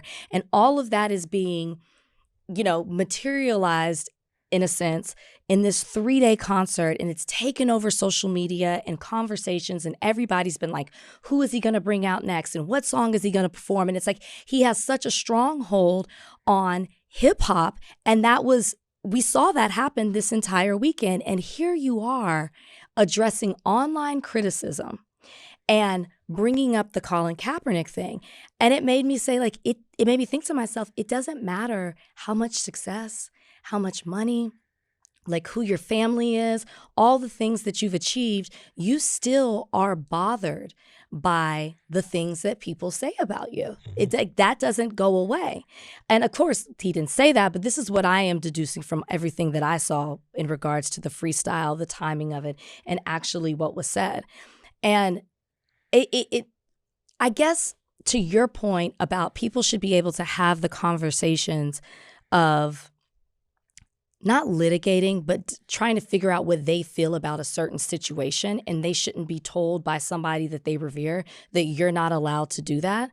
I think sometimes I feel like gets lost in conversation is that the reason people are critical or analyze what Jay-Z does, it's not because they're demanding activism from their favorite celebrity or a legend or an icon, it's also because of who Jay-Z has positioned himself, which he very much so listed out all the things that he's done in that freestyle. It's the way he talks about Black advancement, Black struggle, the Black experience, the things that he's done to pour into the community.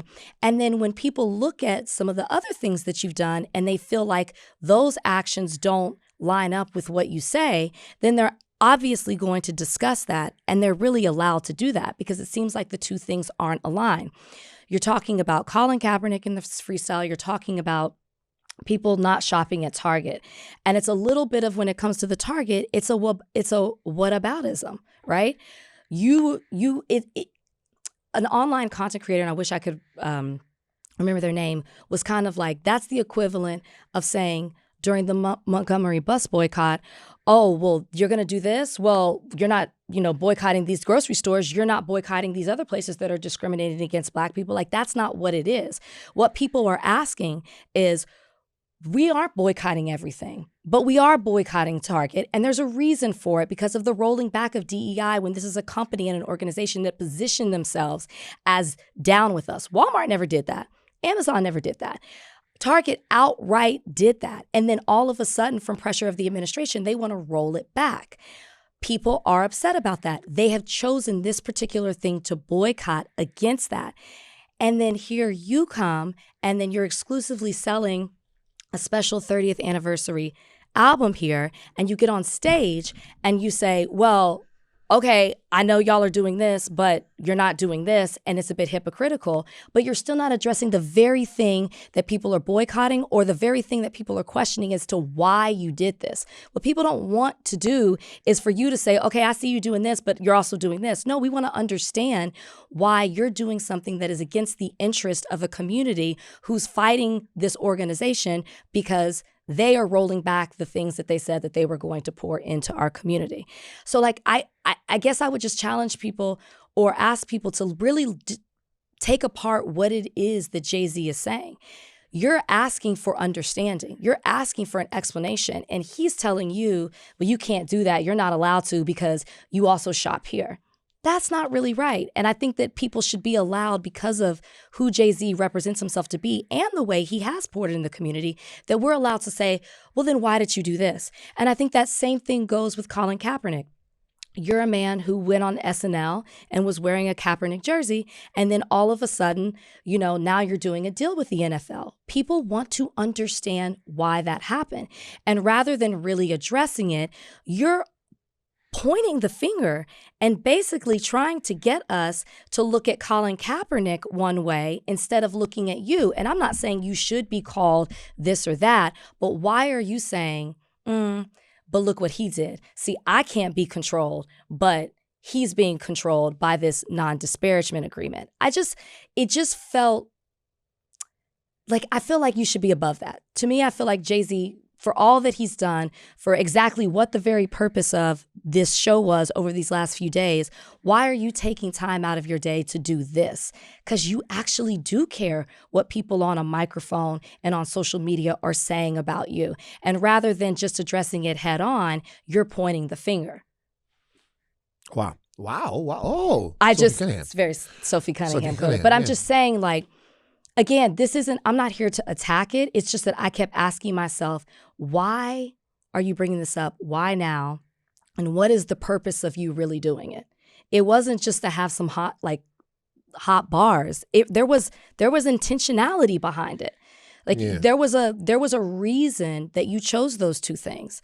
And those are the things that people, the community, have been very critical of you on, because they just want to understand why. The community is still out selling out the show, Yankee Stadium 3 days for you. They still support you.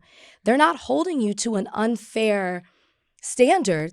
I think they just want to understand why. And myself being a fan who would have gone to one of those nights had I had the time, I want to know the same thing. By the way, and it's only some of them. It's like, so well said. It's only some of them. It's only some of them. Like, there is a part of the internet that is like, Jay-Z is a Bond villain. He got all kinds of crazy, illegitimate. Remember the lawsuits and all of that stuff that. There's a bunch of people that are being completely feral about this, and I understand being like, fuck y'all. I do. Yeah. Well, there's a different group of people who are just like, hey, man, when there is somebody that moves in a way that is supposed to be in advancement or, in advocacy for a community, there's always going to be a conversation about how that goes. It always will be. I think you can't do social justice and activism in the same way you do rap. This is the way shit happens in rap. I've heard other people from The Rock say this. They go, hey, I had a record and I love the record. The record was crazy. Jay-Z hears the record and comes in and goes, that's my record. And then I give the record to Hove because it benefits the whole label and everybody if Hove does the record, right? You hear Song Cry, you hear other joints, and people laugh about it, right? Because it's just funny for you to be in there working on something. By the way, this is not something that's unique to Rockefeller or to Jay-Z. It's funny to hear somebody talking about a record or something like that and then have Jay-Z come on and be like, I gotta have that. That's mine. And then he go, no, that's my record. When they tell it, they laugh about it, no matter what. Because they realize that him shining is actually, in a way, better for them. They are signed to him. They get to be on the record. It's going to be a bigger hit if Jay-Z puts the record out. Him shining is better for everybody. Okay. That type of situation does not exist when you're talking about social movements. So Jay-Z going, hey, Colin Kaepernick, that's my movement now. It don't work like that. It's not the same. He's not signed to you, right? He's not your artists, right? He is a contemporary of yours for whatever reason. The Target thing, you can't come and just say, hey, now this is with me. I will say this. The Target bar is really interesting because what I had heard 2 weeks before the Target thing was from a lot of people that said, hey, what Jay-Z actually did with Target is not wrong because everybody does it. You guys are picking and choosing. Well, Jay-Z didn't say that you're picking and choosing between artists. Jay-Z said that you're picking and choosing with boycotts. Those were pro-Target bars. Sit with it, but that is unassailable. He didn't say, hey, J. Cole did it and Kendrick did it and whoever did it, y'all picking and choosing with Hove because Hove is the greatest and I'm the latest and that's why I never went platinum. But that's not what he said because that was the argument that was used a week before, 2 weeks before. Everybody I heard was like, hey, everybody's saying this. Number one, it's not even an exclusive. And even if it is an exclusive, people do exclusive all the time. That's not what he said. What he said was, you're picking on Target and not Amazon, telling us stuff that we don't know. Who here doesn't know that that Google owns YouTube? Yeah. Who here doesn't know that Google owns YouTube? Who here doesn't know that it's a little fucked up that we on Meta? Who here doesn't know all of this stuff? So to me, all that stuff was like, all right, bruh. You know what I'm saying? But the most telling thing was that was explicitly a defense of Target. Yeah. Of saying, hey, you're treating Target in a way that's inconsistent. So everybody that had said 2 weeks before, everyone that had said 2 weeks before, everybody that said 2 weeks before that it wasn't an exclusive and it wasn't that's not the argument that he went with. The argument that he went with was that you're not consistent if you're boycotting Target and not Amazon and all of this and My Bell and the electric, all of that stuff. You got to boycott it all. Can't have no bacon, all of that, right?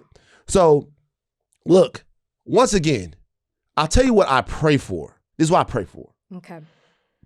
What I pray for, really truly when I pray, is that one day it'll be about the people. I'm not pure enough. This is coming from 10 years of working at TMZ. Before I even get into this, I look at celebrity different than you guys do. I do. I look at celebrity different than you guys do. I can no longer be inspired by celebrities. I can be inspired by work. Like work inspires me. Mm-hmm. The stuff that reform has done, like a lot of the stuff about getting people out of jail and getting people home, I just told y'all, that's inspiring. Art inspires me. Sure. The blueprint inspires me. I love the blueprint. One of my favorites. The blueprint inspires me. 444 inspires me. Mm-hmm. I can be inspired by work. Sure. I can be inspired by art. It's difficult for me now to be inspired by people, and that is what TMZ did to me. And just because I understand the amount of heavy lifting that it has to do, that has to be done, shall I say, to build a celebrity. Mm-hmm. I understand what they have to do behind the scenes. I understand, and it doesn't make them bad people at all. I'm not saying it makes them bad people. I'm just saying that there's construction to it. Yeah. There's sweat equity that goes into all of that. So that stuff to me isn't inspiring because a lot of times it's not genuine. Celebrity is not genuine. Celebrity is about two things, fame and money. Mm-hmm. If you get famous and then you're not famous, people take it out on you. If you get rich and then you're not rich, people take it out on you. Celebrities know that, so they do everything they can do to stay famous and stay rich because the audience will punish them. The audience will say, hey, guess what? Don't talk to me. You fell off.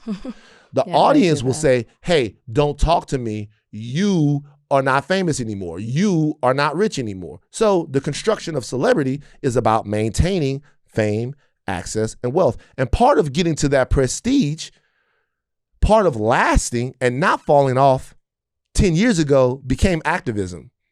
You saw a lot of people get involved and speak out and say things because prestige is doing something excellent and being taken seriously. You can't have prestige without being excellent. You can't have prestige without being taken seriously. So it doesn't matter how great of a rapper you are or how great your music is, if your music isn't taken seriously, you will not have prestige. It doesn't matter how excellent it is, right? Or no matter how serious it is, if it's not excellent, you will not achieve prestige. So some people, I'm not saying this about Jay-Z, I'm just making sure that everybody understands this. Some people got into activism in the middle of the last decade to establish prestige for themselves, to establish some sort of legacy for themselves and elongate their cultural relevance, right? Jay-Z didn't need to do that because he is Jay-Z. All I'm saying is I long for the time. This is Van coming from a corporation and a corporate seat, being paid by corporate power. I long for a time where it's about you guys, where it's not about this person versus this person, it's about this person. The Target boycott, fuck whatever you want to say, that was about the people. The people decided, led by some really, really awesome leaders, they decided that we wasn't going to take it from them. We wasn't going to take it from them. We wasn't going to take it from them. Nah, nigga, I know you not laughing. Y'all done been there before. I know you not laughing. What did Bron say when he was at the free throw line? I don't know. When Bron was at the free throw line, he was like, everybody else on the court can say that. You can't say that. You can't say that. And it was working. Can niggas have a boycott? Like, can we? Come on, man. Bro, we in the dirt, dog. Like it's not like we we're didn't doing lost, so bro. bad. We didn't lost them. Yeah. We lost voting rights in Louisiana. We got our ass. We on the run, man. All we got is each other. Can we have our boycott, please? Please, can we have our boycott? Guys, I swear. I get it. I talk to everyone. All these people are my homies. All these people are homies. I talk to everyone, and everyone I've talked to, I'm not gonna name no names. Everyone has said, "Hey Van, I'm up here in Harlem. People still going to Target. Hey Van, I'm up here and then people still going to Target." I get it, guys. I understand. Of course they are. I get it that black people are still going to Target. But enough black people weren't going to Target that the boycott in some kind of way was meaningful. Can we just have? Can you just do what you said earlier? Can you just not? Can you just not?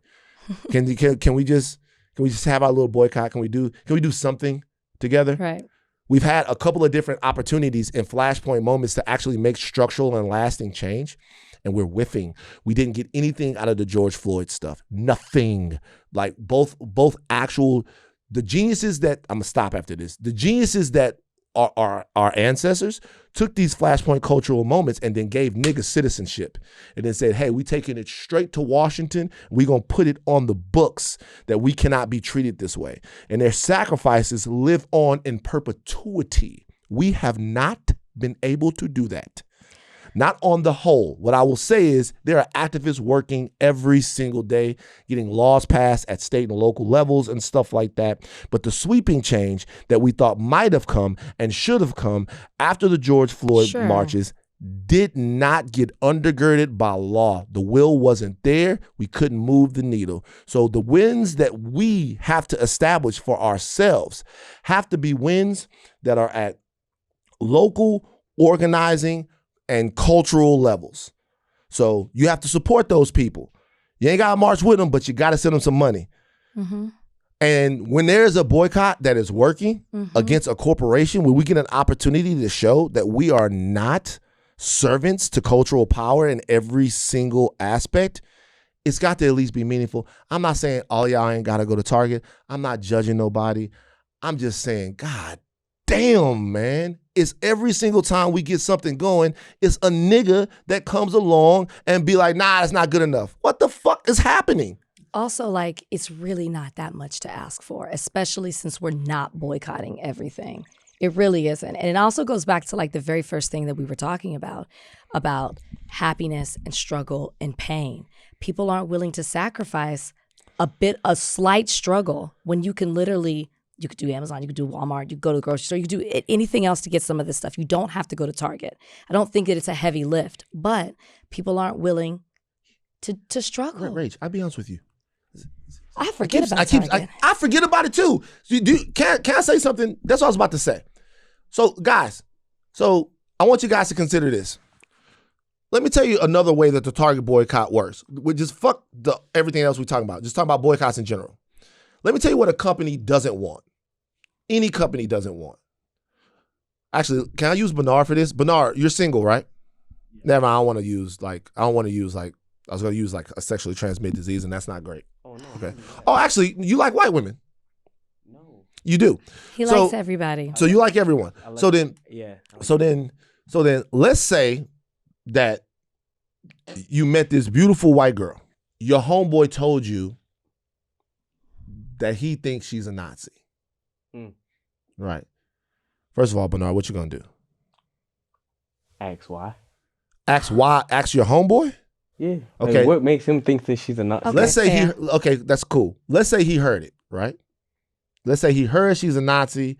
He has reason to believe that she's a Nazi, right? Mm-hmm. Okay, cool. Now, he's out of the scenario.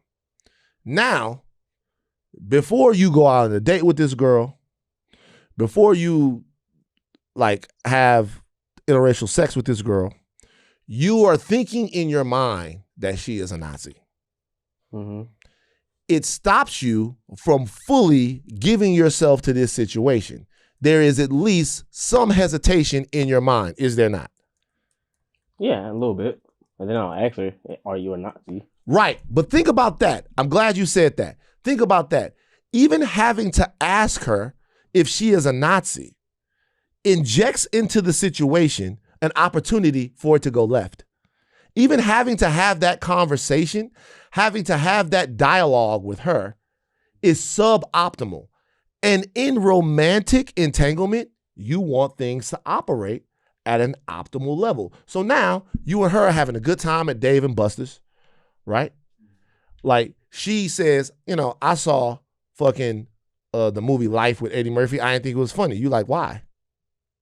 What you mean? What you mean?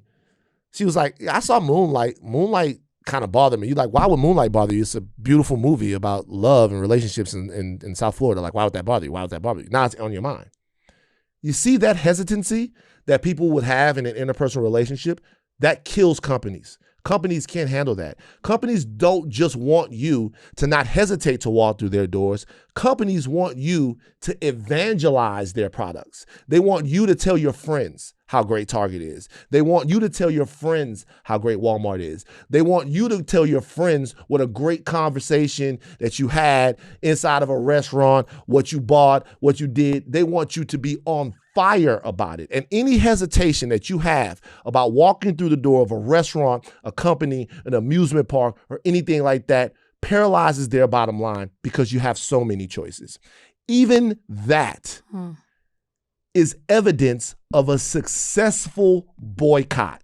The fact that Black people have to ask themselves whether or not they could or should be going to Target is evidence of a boycott that has penetrated culturally. And there's a million examples that I could use, but that's meaningful. It's not the whole thing, but it is a thing. Can we have a thing? Can we have a thing? All right, that's enough. By the way, just to let you guys know, full disclosure, I am friends with Colin Kaepernick and Nessa. I am. You guys know this, right? You guys know this. I want you guys to know this, and I want this to be a part of it, because what I want people to know is there's a part of this passion that you hear in my voice that comes from the fact that I've witnessed firsthand. Look, niggas is rich. Don't get me wrong, okay? Niggas got money. So don't get me wrong.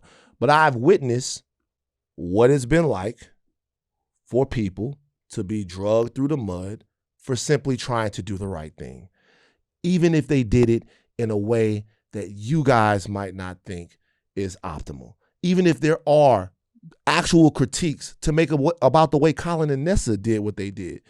Even if I want Colin to come out and be like, hey, this is who you guys should vote for. Even if I want Colin to come out and do it, even if I would say, if I was Colin Kaepernick, I would do it this way, which I try not to do, because that's hating nigga shit, right? But to have a conversation about whether or not something is actually for people is not hating nigga shit. To have a conversation about what somebody should be doing, that's on them, and you can disagree. But if you tell me you're trying to help me, then God damn it, I should be able to have some type of conversation at least about how you're doing it. Right. Like, and that's it. And I don't think that I don't think that there's bad people in this. I just think that, man, we are so ground up in this trick bag of cultural war and capitalist confusion and corporate takeover. And self-interest. And self-interest, that's part of the corporate takeover. And self-interest that, man, everybody's a narcissist. I'm a narcissist. Everybody's in for themselves. I'm out for myself.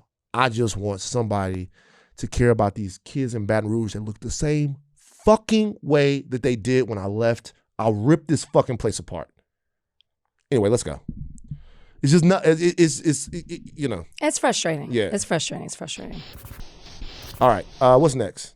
You wanted to do this list. What a Oh no, jump. we'll save it for we'll save it for Thursday. By the way, I'm trying to help everybody. I'm trying to help the kids and stuff like that. It's just not moving fast enough. Like, I'm getting older, they're staying the same. It fucks with me sometimes. Of course. Let's talk about something that you do love. Okay, so look, we're gonna do a list because I'm not gonna lie, and y'all gonna look at me in a way when I say this. The goalie, have you seen the goalie for Nigeria, the Nigerian goalie that was at the thing with Cardi B? Of course. See, I said something and people kind of looked at me crazy. I'm like, he probably number one right now on the finest niggas list, wouldn't you say? And then I put this out to some of the ladies. I asked some of them. Maduka. Listen to the way you said his name. I'm fully owning it. Maduka. Okoye maybe? Look, I'll tell y'all straight up, man. I have no thoughts about, niggas. Some niggas look good.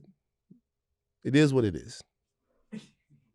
So this made you want to do something. We'll do next week. What it made me interested in. I mean, fuck it, bro. Like, I'm not saying I want to fuck the nigga, but the nigga look good. So that's what it is. And so what I wanted, because we haven't done this, there hasn't been. Everybody's talking about 90s fine, but nobody's talking about 2026 fine. And I wanted Rachel's list. Because we talk about how pretty women are and stuff like that. Let's give the fellas some love. Rachel's list of the top 5 finest niggas in the world. Did you make a list? No, I thought we were doing it next week. Okay, I didn't know I was supposed to make a list. What I want you guys to do, I want the Higher Learning fans to nominate people. I want you guys to nominate people. By the way, this is not gender dependent. If you're a fella, you want to step out there, you want to nominate someone, nominate someone. Has to be somebody right now that's in the zeitgeist. Because I don't want y'all niggas going back and be like Billy D. Williams, Lady Sings the Blues. That's the old shit. Okay, in 2026. In 2026. That's the only time I ever seen my dad look at somebody and be like, that nigga got it. My dad thought he was. There was a lot, like from that generation, they had a lot of respect for Billy D. my dad, we watching the movie. My dad go, that motherfucker Billy D something else, huh? My mom is such a rapscallion. She goes, oh, you like that? And he goes, God damn it, not Cookie. I ain't say that.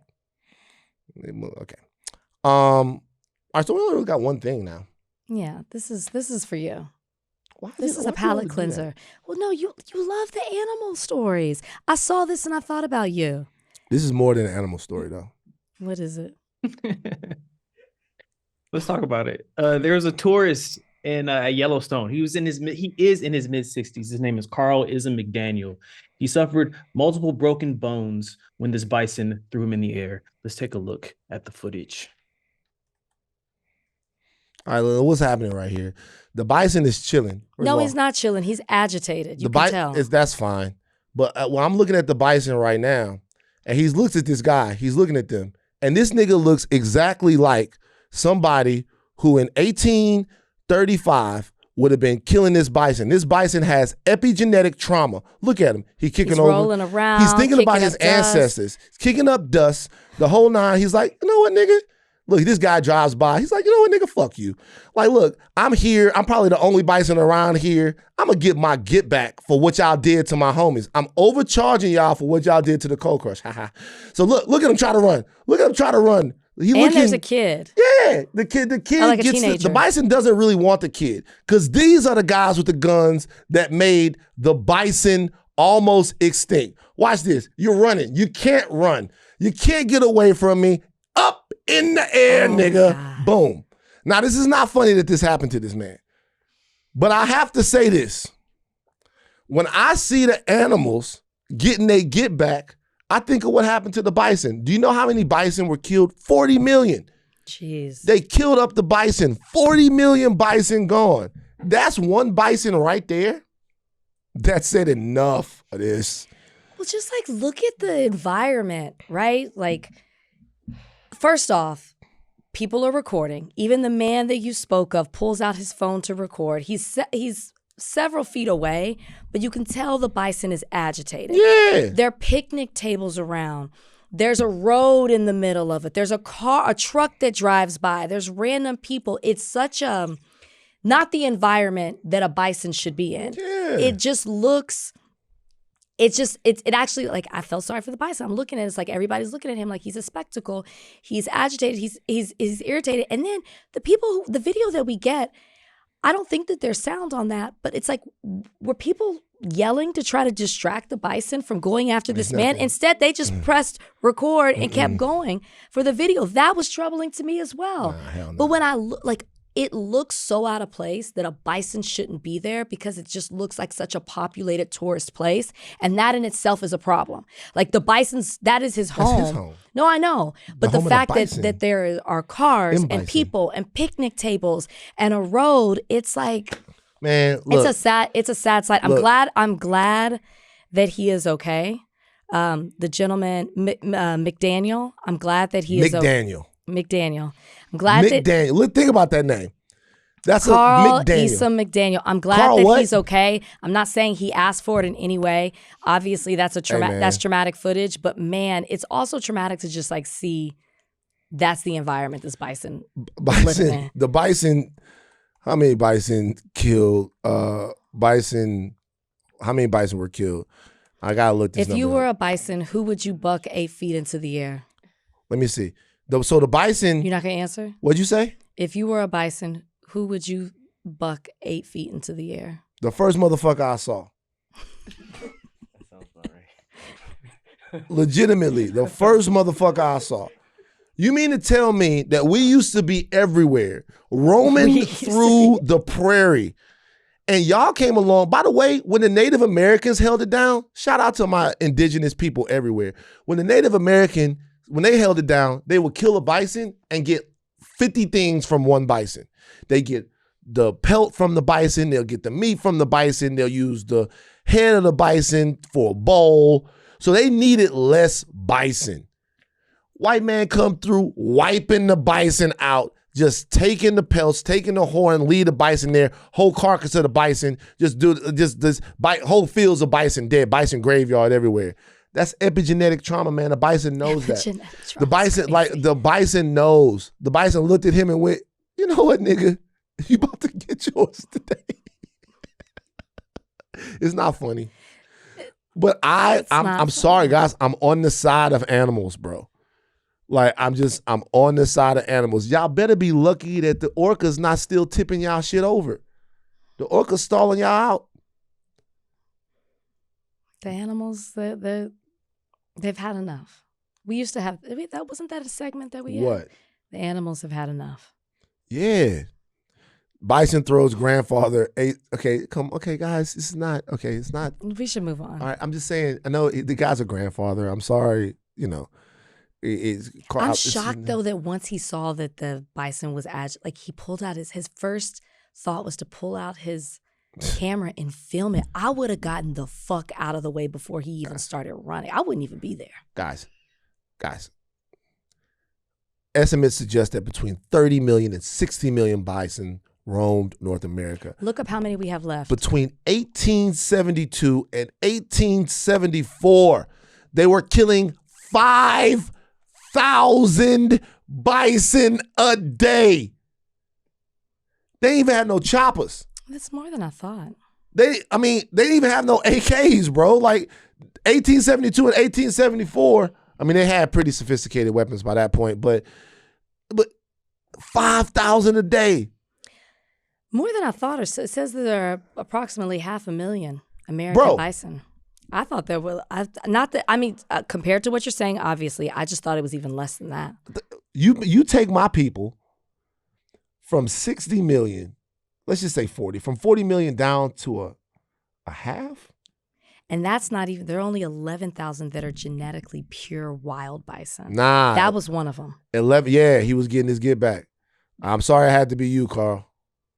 He flipped the bison. I'm sorry I had to be Carl. Carl looked like he was. Sorry it had to be Carl. I'm sorry I had to be you, Carl.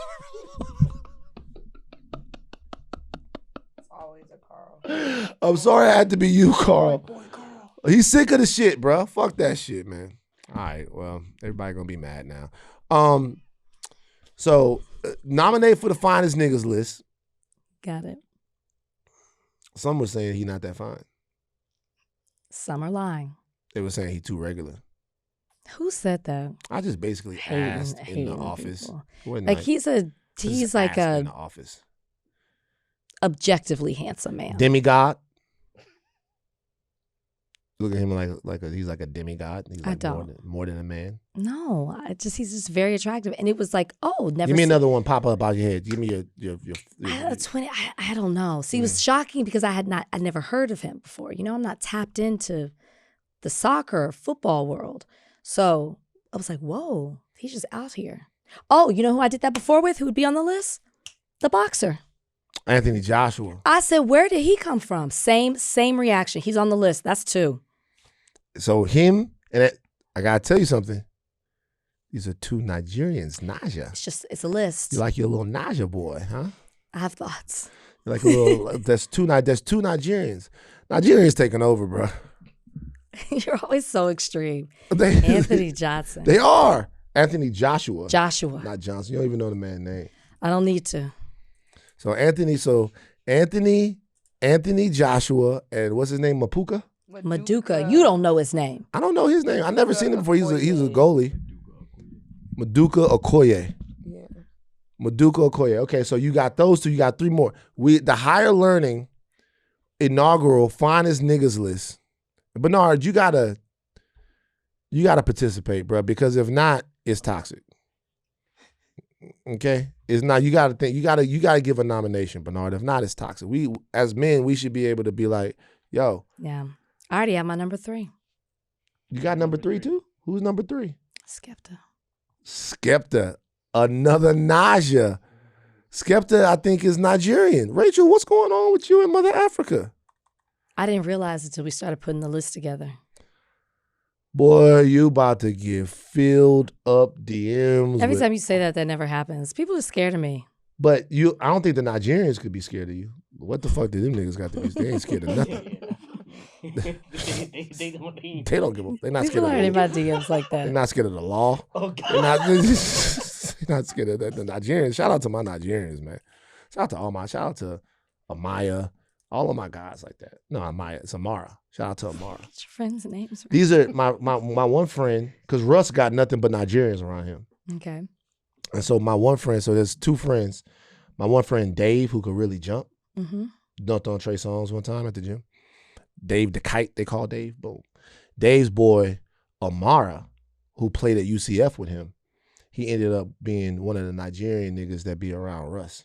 So Russ keeps it real. Okay. You and Russ together with the Nigerians. Okay. Anyway. All right, we got to go, man. We got to go. Take your think caps off, but do not stop learning. And don't think it's sweet with these animals.